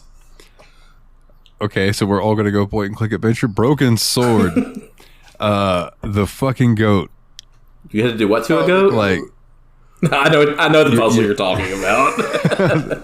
you had to... Now, in the words of Bob Saget, you look like a goat fucker. Don't fuck goats. They eat tin cans and shit. They'll bite your dick right off. The best puzzle. Yeah, the best. Man. So, the one that immediately jumped to my mind, and I don't know if this would be the best, arguably, but this is the first one that popped into my head when I read that. Do you guys remember the puzzle, and I think it was Portal 2, where you had to climb the tower. Damn it. Using the portals. And, like, having to, like, use the... Was that really the one you were going to say? Dude, that's such a good puzzle. Yeah, I love that. Was the first one that jumped in my mind, too, because, like, you had to come up with creative ways to use momentum and 2 different colored portals. Like, oh, God, it's so good. Yeah, totally agree. That was my answer, too. What you will? The Maze of Twisty Passages All Alike. It's a puzzle from the game Adventure, like Colossal Cave. And basically the only way you can figure out how things connect to each other is by dropping an item in each room and then kind of writing down which way it goes. And each direction doesn't necessarily take you back to the same room. So if you go up and then down, or if you go northwest and then southeast, you don't necessarily go back to the same room. So you have to kind of write down every single exit. And it's like a weird way to create a maze that could only have possibly worked in a computer game format, despite the fact that it was like, like the 1970s when they made it. Nice. Well, that's super cool. I remember, this is just the fact that it was a maze reminded me of it. A buddy of mine, Joey, was making a RPG Maker game one time. And he made a forest that you had to go a specific direction. Like the Lost Woods in Zelda. Yeah, exactly what he based it on was the Lost Woods in Zelda. But he named it the Konami Forest. Oh, so you had to go up, up, down, down, left and right, and left and right. I like that. Yeah. That's cute. That's very good. Yeah, and I was like, bro, that's brilliant. And I don't know if he ever did anything else with it, but he made that, and I was like, bro, I really like that. You do more, and he never did. Nice. All right. So our next question comes in from Team Retrogue. Check him out on YouTube. Do you have any games on your phone, and do you actually play them? Dalton. Yes. I have an idle game on my phone that I've really enjoyed. In fact, I don't know if he listens to this show, but shout out to JRPG Report, Discord member, Patreon member, and listener, Kularian. He told me about a phone game that he plays called Grimoire. And it's just a little idle like tapper game, and it just builds up numbers and stuff. It's, NGU idle for your phone. Yeah. And I really like it. I also play one called Cats and Soup. Cats and Soup. Which is just an idle game where these cute little animated little cats, they're just making soup and making food and stuff, and you run a little thing. I also, for a while I was fucking around with these little games that, they're so stupid, and I paid money to make the ads go. It was one of those games where I enjoyed playing it enough because it was monotonous that I paid to make it have no ads because it was throwing ads at me every 30 seconds. And that was Pixel Demolish. And then I have Raid Shadow Legends on my phone. I don't ever really load it into it, but I do have it because every now and then I'm on the toilet for a long period of time and just feel like playing an RPG. And then I have some fishing games. Nice. Because this show and fishing is synonymous. Right. Weirdly enough, or fishing games at least. Yeah. Yeah, for me, I have 2 games on my phone that I actually play. I have a few others, ones that I used to play and ones that I think I'm going to play at some point that I never will. But the 2 that I actually play are Pokemon Go. I don't think I need to describe that one to anybody. And Sonic Dash, which is kind of like a temple runny type game with Sonic characters. Yeah, I used to play a lot more phone-based games, and I just kind of fell off of most of them. So lately, if I'm pulling out my phone to just kind of kill some time, the 2 main things I do is there's a Microsoft Solitaire suite that's available for phone that has like Klondike, Free Cell, Spider, and then 2 bad games that I don't like to play. And then I also play a lot of like just randomly pulling up a chess, like the chess.com app, which I think is just called Chess on iPhone, and playing against the random bots on there. Like, especially the beginner bots, just kind of, I got 5 minutes, let me embarrass a beginner bot. Nice. I mention this all the time when we talk about mobile games, but I got to give a shout to 2 games that aren't around anymore because their developer, or the people that were, keeping them running and everything, they went under. But Hellfire, the Summoning, and the game Blood Brothers. I think you Both literally of those- mentioned these on either the last episode or the one before that. They're both, and I won't go into detail about them. It's just they were my favorite phone games ever, and it was during that heyday where like the microtransactions weren't egregious. It was just like pay for no ads, and that was it. Like, and they were so good, and they're gone forever. You can find the APKs, but you just can't connect to the server to play. Sucks. Yeah. All right. This next one also is from Team Retrogue. Zelda Ocarina of Time. Tell me how you really feel. Have it on 3DS, played it for about 2.5 hours and went, well, that was about it. Yeah, I think it's a product of its time. I think it was a really important game, and it did a lot for like the genre of making worlds bigger and bigger and bigger. Because when that game first came out and you walked out into the open plain leaving Kakariko Village, everything felt so big and open and wide. Ooh, buddy, it does not feel like that as an adult. When we have, trails, good God, Tears of the Kingdom and Skyrim, like, it just does not feel big anymore. And that's what I was going to say is that, like, my first big jump from, like, those types of games was the first time I loaded up Oblivion and walked out of the sewer, and it was just like, boom.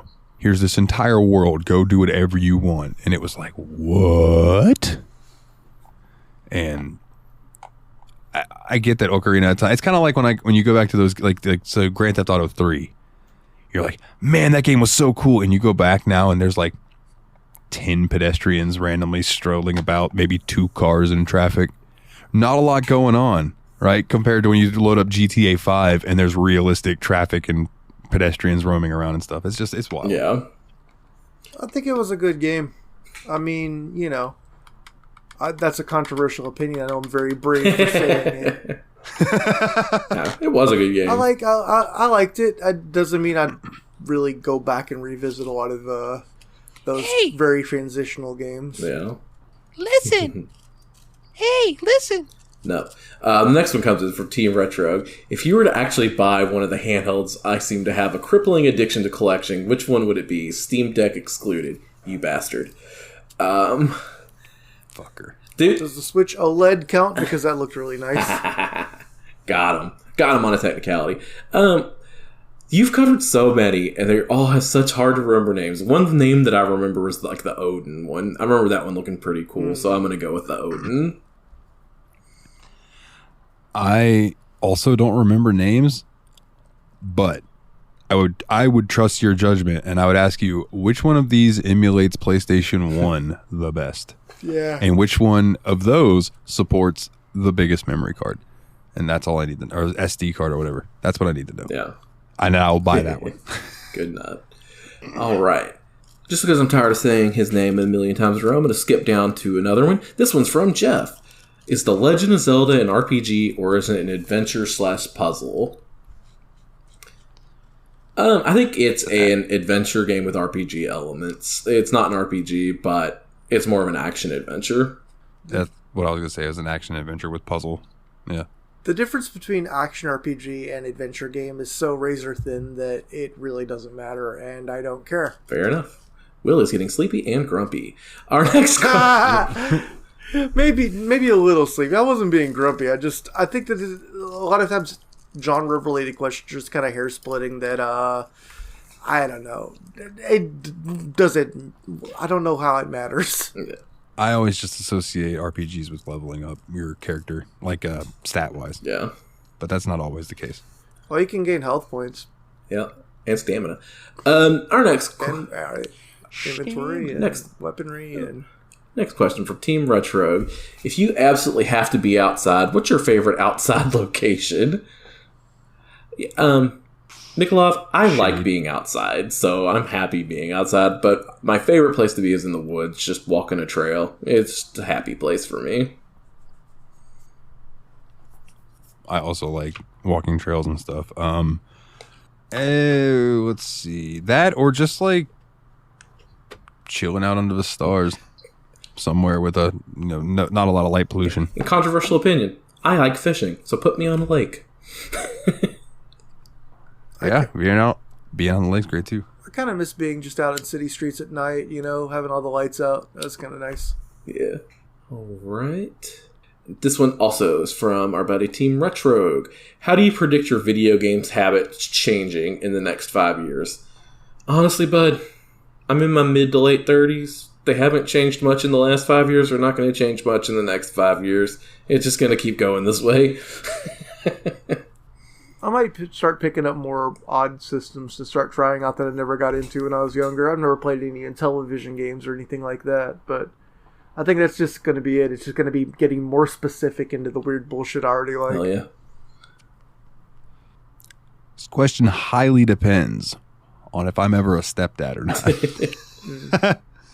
Because, like, being a single dude, like, if I end up with a chick that's got a kid, that might hinder some gaming time. But, like, other than that, on my habits, I mean, I don't think I'm going to try to force myself to beat games anymore. Yeah. Like, there for a while for the show, I was like, I have to beat every game we play, because that was, like, one of the things I started. Like, I'm going to beat games. But now, I just want to, like, play them and enjoy them. And if I happen to like it enough to beat it, I'm going to beat it. Yeah. And... yeah, so, but I mean, like I said, if I ever end up with a chick with a kid or kids, let me put a quote on that, because who knows these days. I might play a little less than I do now, because I do play quite a bit of video games these days, but I kind of lately been doing a lot of singing and stuff, so hell, I don't know. Play Fortnite with the kids. Come on, man. Oh, yeah, I mean, I would be playing games with the kids, obviously, just not, I'm not going to be like, hey, you're 6, you want to play Divinity Original Sin? But yeah, I don't know. We'll see. Okay. This next one comes in from our boy Chadwich. Hey fellas, have y'all seen the anime Record of Ragnarok? It's about the gods and all faiths and mythology having one-on-one fights to the death with the greatest of humans of history. For example, the first match is between Thor, god of thunder, and Lube, the Chinese general. It's some good campy fun. Anyways, my question is, other than Kratos, which video game character would you champion to kill a god? Well, I feel like this is definitely one of those ones where I would usually jump right in and pick the Doomslayer, because I'm pretty sure canonically at this point, he's killed enough major level demons and stuff, and probably in the newer games, like god level characters, that he's probably up there. But that's actually not my answer. Ooh. I would take someone that has a certified god body count. Kirby. Damn it! That's who I was picking too. Got him. Yeah, Kirby is a god slayer. He's a badass.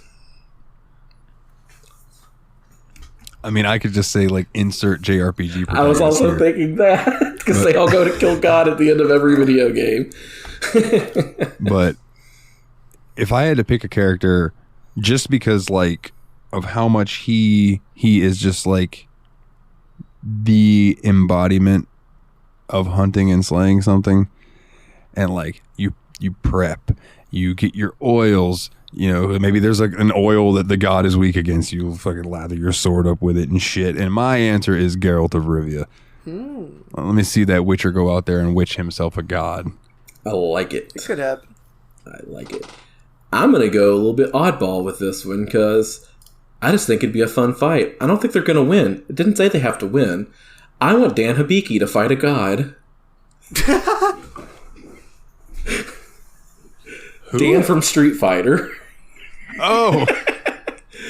You know what, last though? name, sorry. The wildest part is I can actually see Dan Hibiki, like, throwing out his wacky-ass little Shoryuken variation and absolutely crushing Dagoth as he goes, I'm a god! How can you kill a god? That's also true. We didn't say which god. So yes, I want Dan to beat the shit out of Dagoth.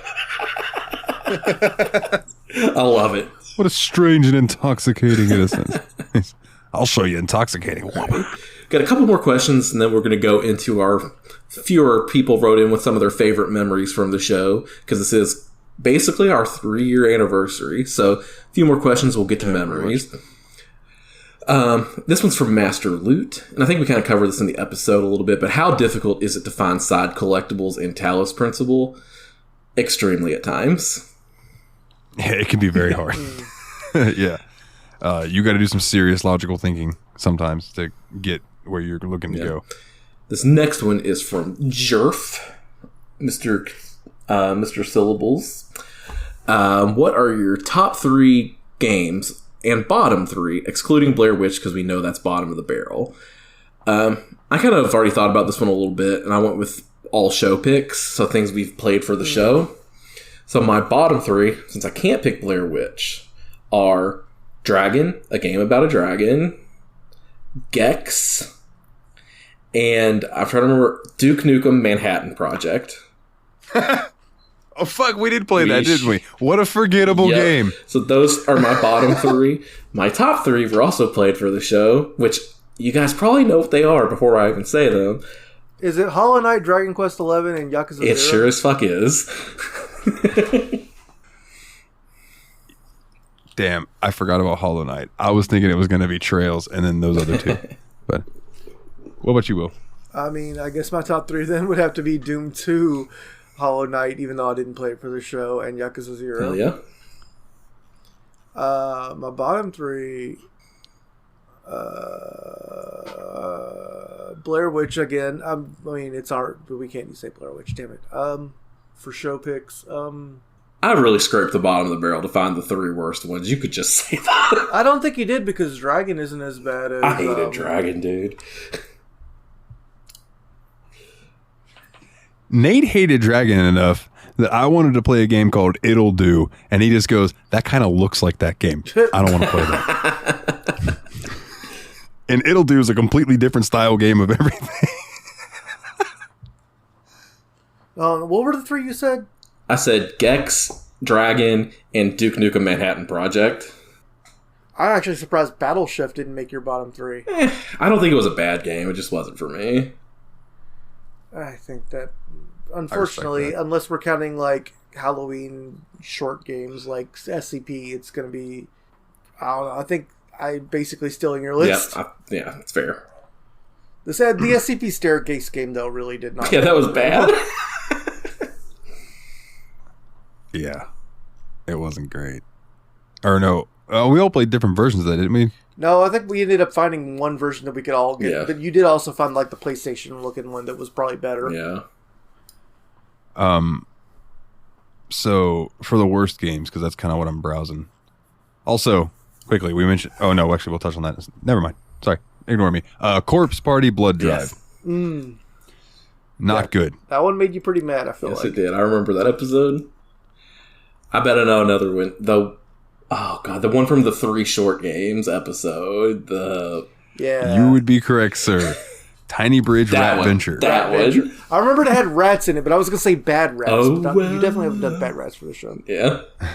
The worst rat-related game so far. Ugh, man. Yeah, that game was bad. And if Ryan was here, he'd say Snake Pass. If Ryan was here, he would absolutely say Snake Pass, even though I thought that game was charming. Sorry, I'm kind of scrolling because, again... You've done a lot more episodes than we have. It's fair. Yeah, I'm like, and we can't say Blair Witch. I liked Gex, from what I remember. It wasn't my favorite, but I have nostalgia for the series. I didn't hate Gex or Dragon that much. It's just we didn't play a lot of really terrible games. From the No, show. I think most of the terrible games happened pre-us. Yeah. At least as far as whole week episodes. Yeah. Like, there were very few ones I absolutely hate fucked, except for Blair Witch and Doom 3. I'm surprised you didn't say Outlast, Willie. Actually, come to think of it, yeah. I'll say Outlast and Doom 3. I'm also going to go Duke Nukem. Yeah, that was a bad game. Yeah, I think that... It just... Not only was it a bad game, but we got so mad about playing it, and we got, like, weird behind the scenes about it. Like, that one almost tore us apart. The thing about that game was it wasn't bad enough for us to shit all over it and have a good time. Yeah, it wasn't fun enough. It also to wasn't make fun good of. at all. So it was very mediocre in every way, and it was just bland and bad, and it was shovelware. Yeah. It's tainting Duke Nukem's name. I'm so Not mad that at his Duke's name's taint great. right now. My favorite games for the show. Jesus Christ. I know, because you have Kingdom Hearts to deal with. Yeah, but that's not in my... I don't think that's in my contention, as much as I love that game.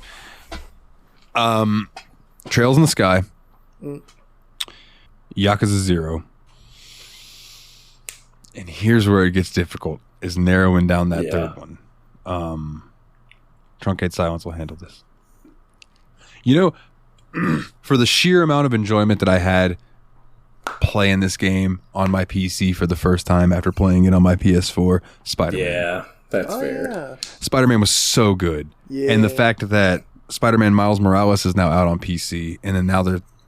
Did y'all watch the trailer for Spider-Man 2? Yeah, it looks good.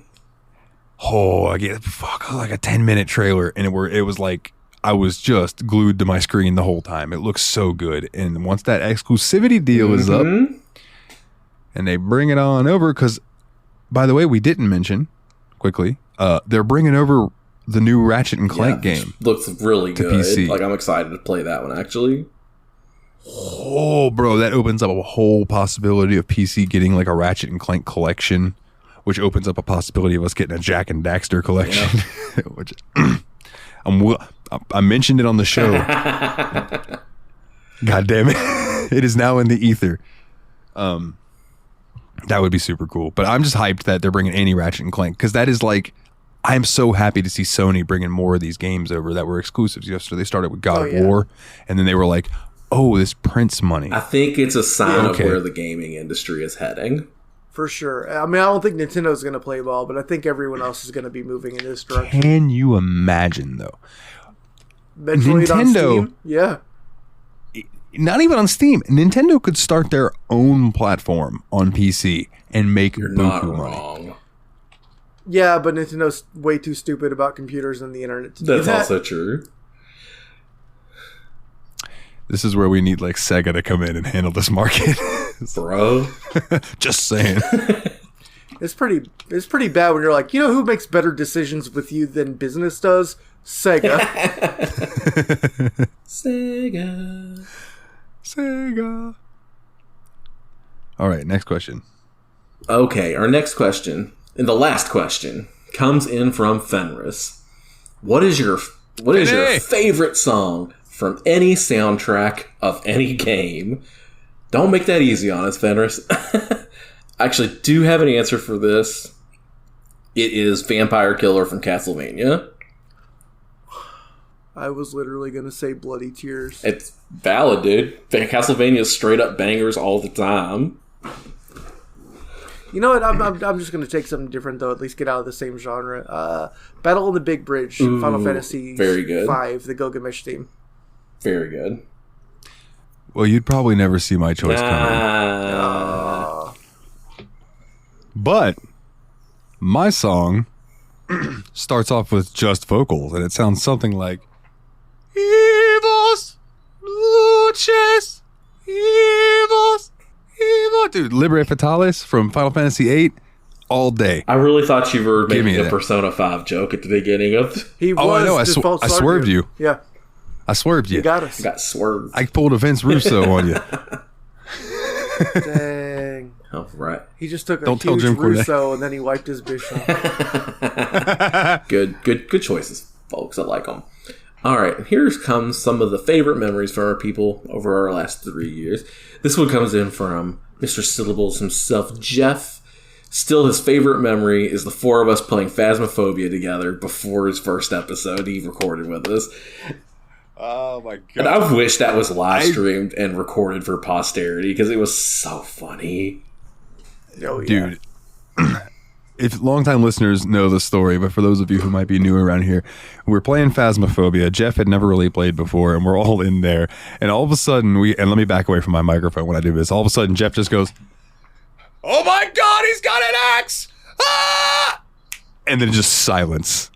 And we were like, "Oh, Jeff's dead."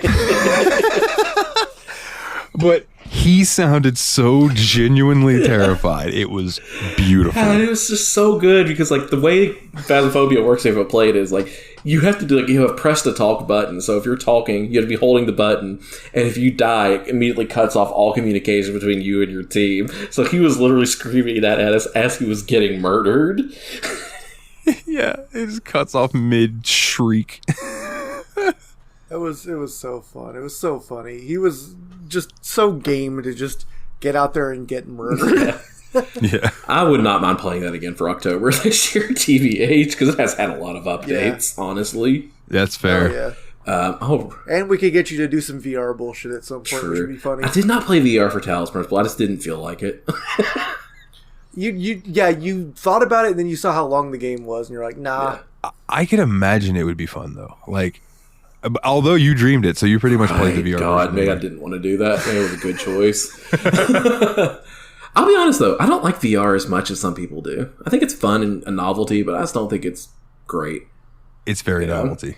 It's very novelty. I much prefer 360 videos in a VR thing, so I can just look around.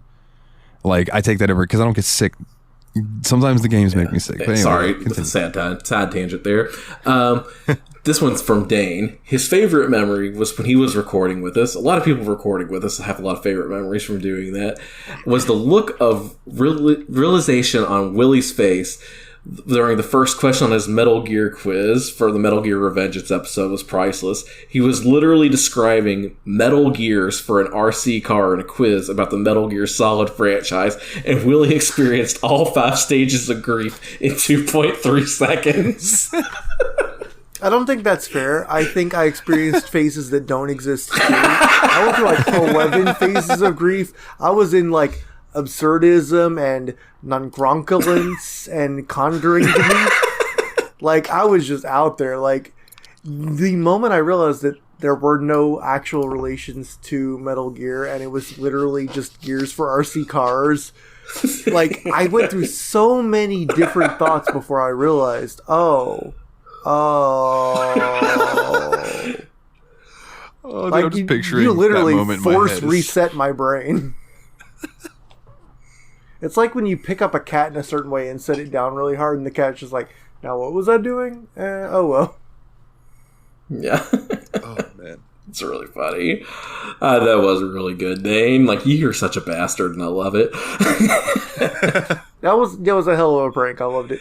I still won that game. You really did, bastard. This next one comes in from Team Retrogue. And he actually had 2. His current favorite memory is when he confused Machine Head and Radiohead.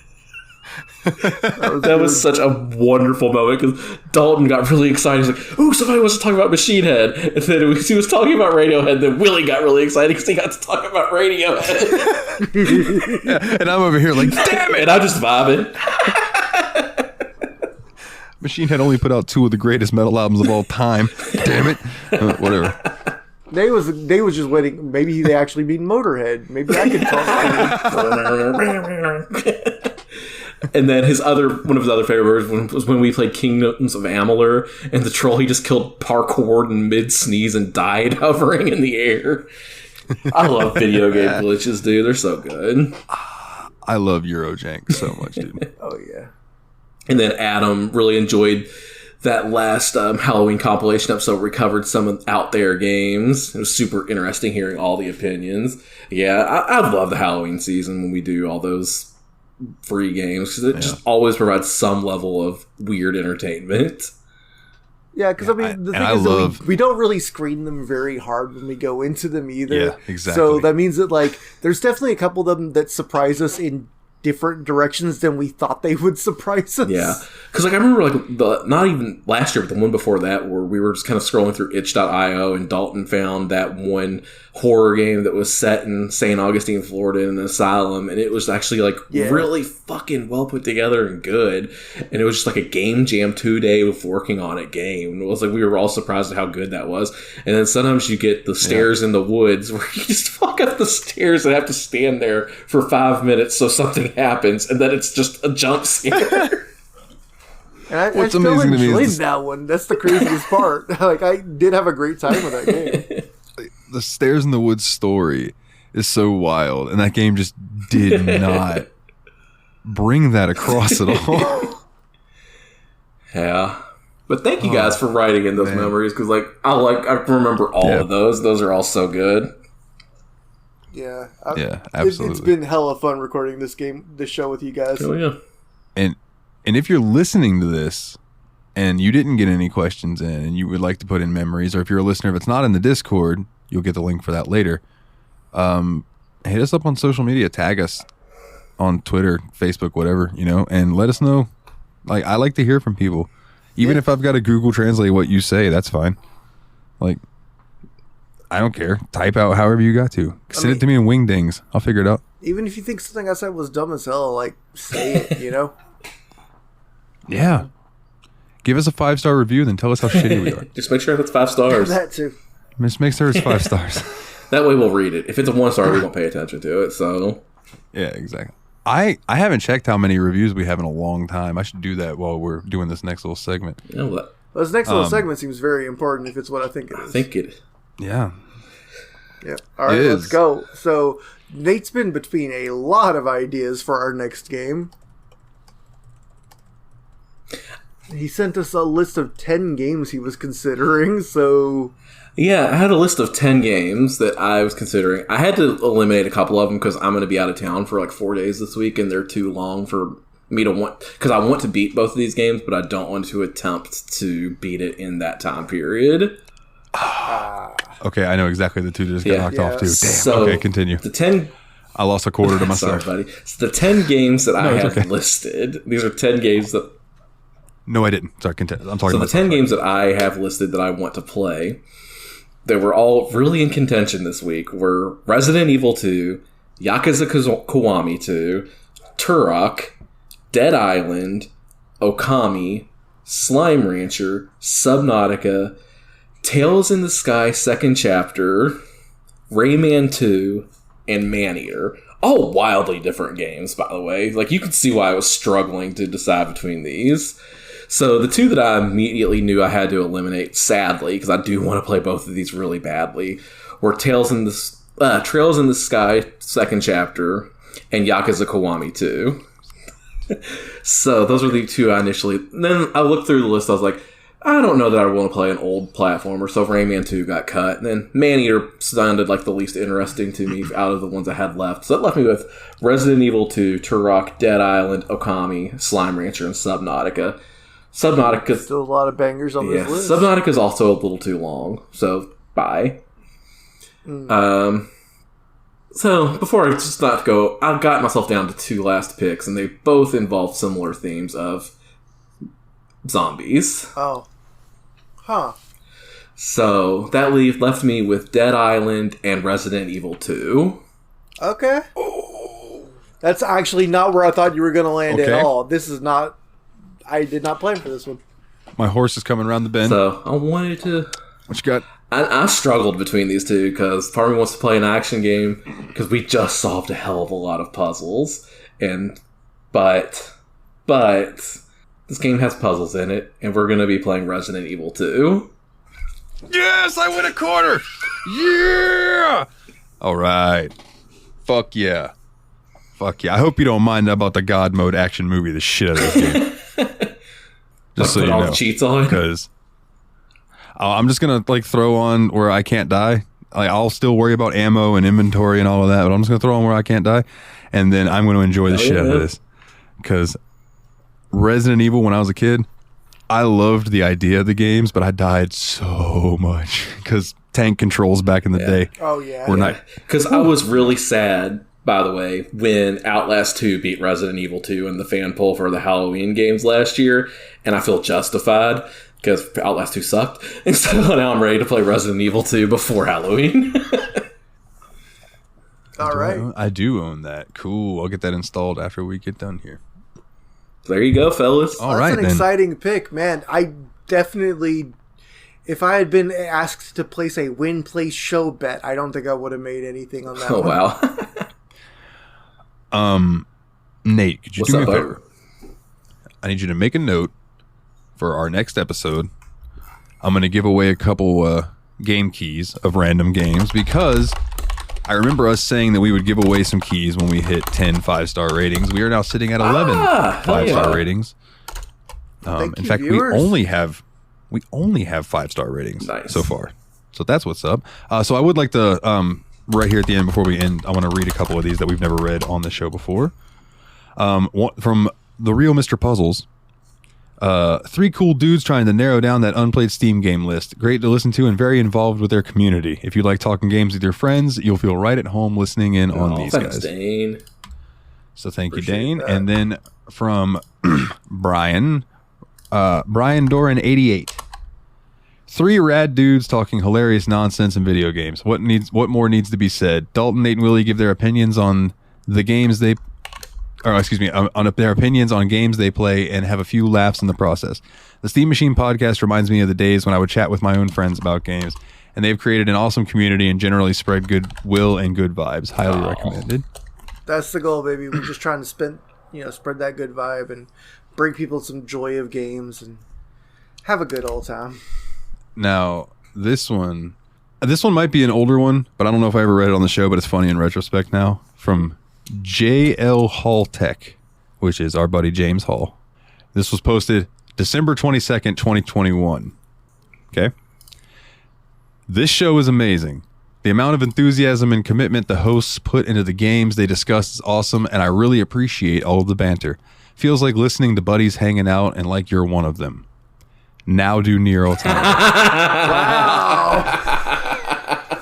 So we got to it a year later, but we did get to it. Hopefully he's still James. listening. Oh, he does. He messaged me and he was so excited when he said that I popped up and said Nier. He was like, yes! So, yeah. In fact, I believe James is one of our patrons. In fact, he is. Speaking of our patrons, Yeah. and that takes us to the house cleaning. So if you would like to get your review read out when I remember to go and check, leave us a 5-star review on iTunes. That would be sweet. Or give us, I believe it's a thumbs up on Spotify and a good review. That would be awesome of you. If you would like to come join the Discord, it's where all the good stuff happens. Is going to be bit.ly/TSMP Discord. I might trickle out a couple codes in there as well for the people that are in there. So if you want to check that out, come join. If you want to check out the website, which is now up to date, thanks to one Mr. Puzzles Dane himself, bit.ly/the Steam Machine Podcast, capitalized phonetically.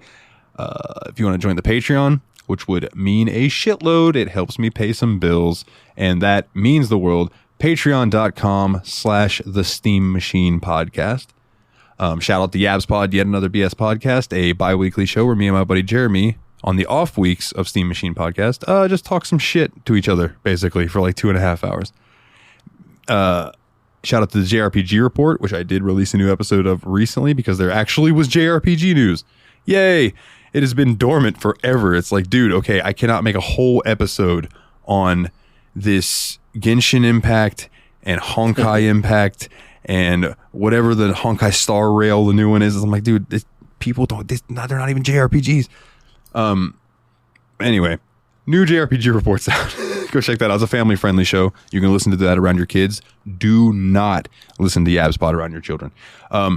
The merch link, you want to get yourself a shirt, that'd be sweet. Rep us. Tell your friends about us because we're all really, really bad at promotion. So if you could spread the show by word of mouth, that'd be sweet. And that you could start by wearing a lovely shirt with our logo on it, tsmpproductions.threadless.com.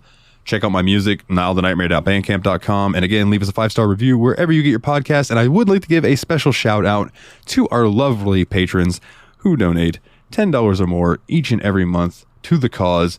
Nate Sir Cogsworth, the 7th of June-iper, Jeff, the original Expendable, Mr. Syllables, old Jeffy Lube himself, Ariesoradam. Shout out to his blog in the Discord, Revival and Extinction, while his show is on hiatus. He's going to be like, why'd you give me the plug? Because, Adam, fuck you, that's why. James the Steam Machine, Hall Monitor Hall, Team Retrogue, go check him out on YouTube. Team Retrogue is the man. Mr. Puzzles, Dane himself, and the new patron member, Chad the Mad Lad Schaefer. Yeah. Thank you very, very much. We appreciate each and every one of you. We love you all. We will be back in 2 weeks to talk about killing some zombies. In my head. Anything else? In my head. Zombie, zombie, zombie. Hey, hey. Oh.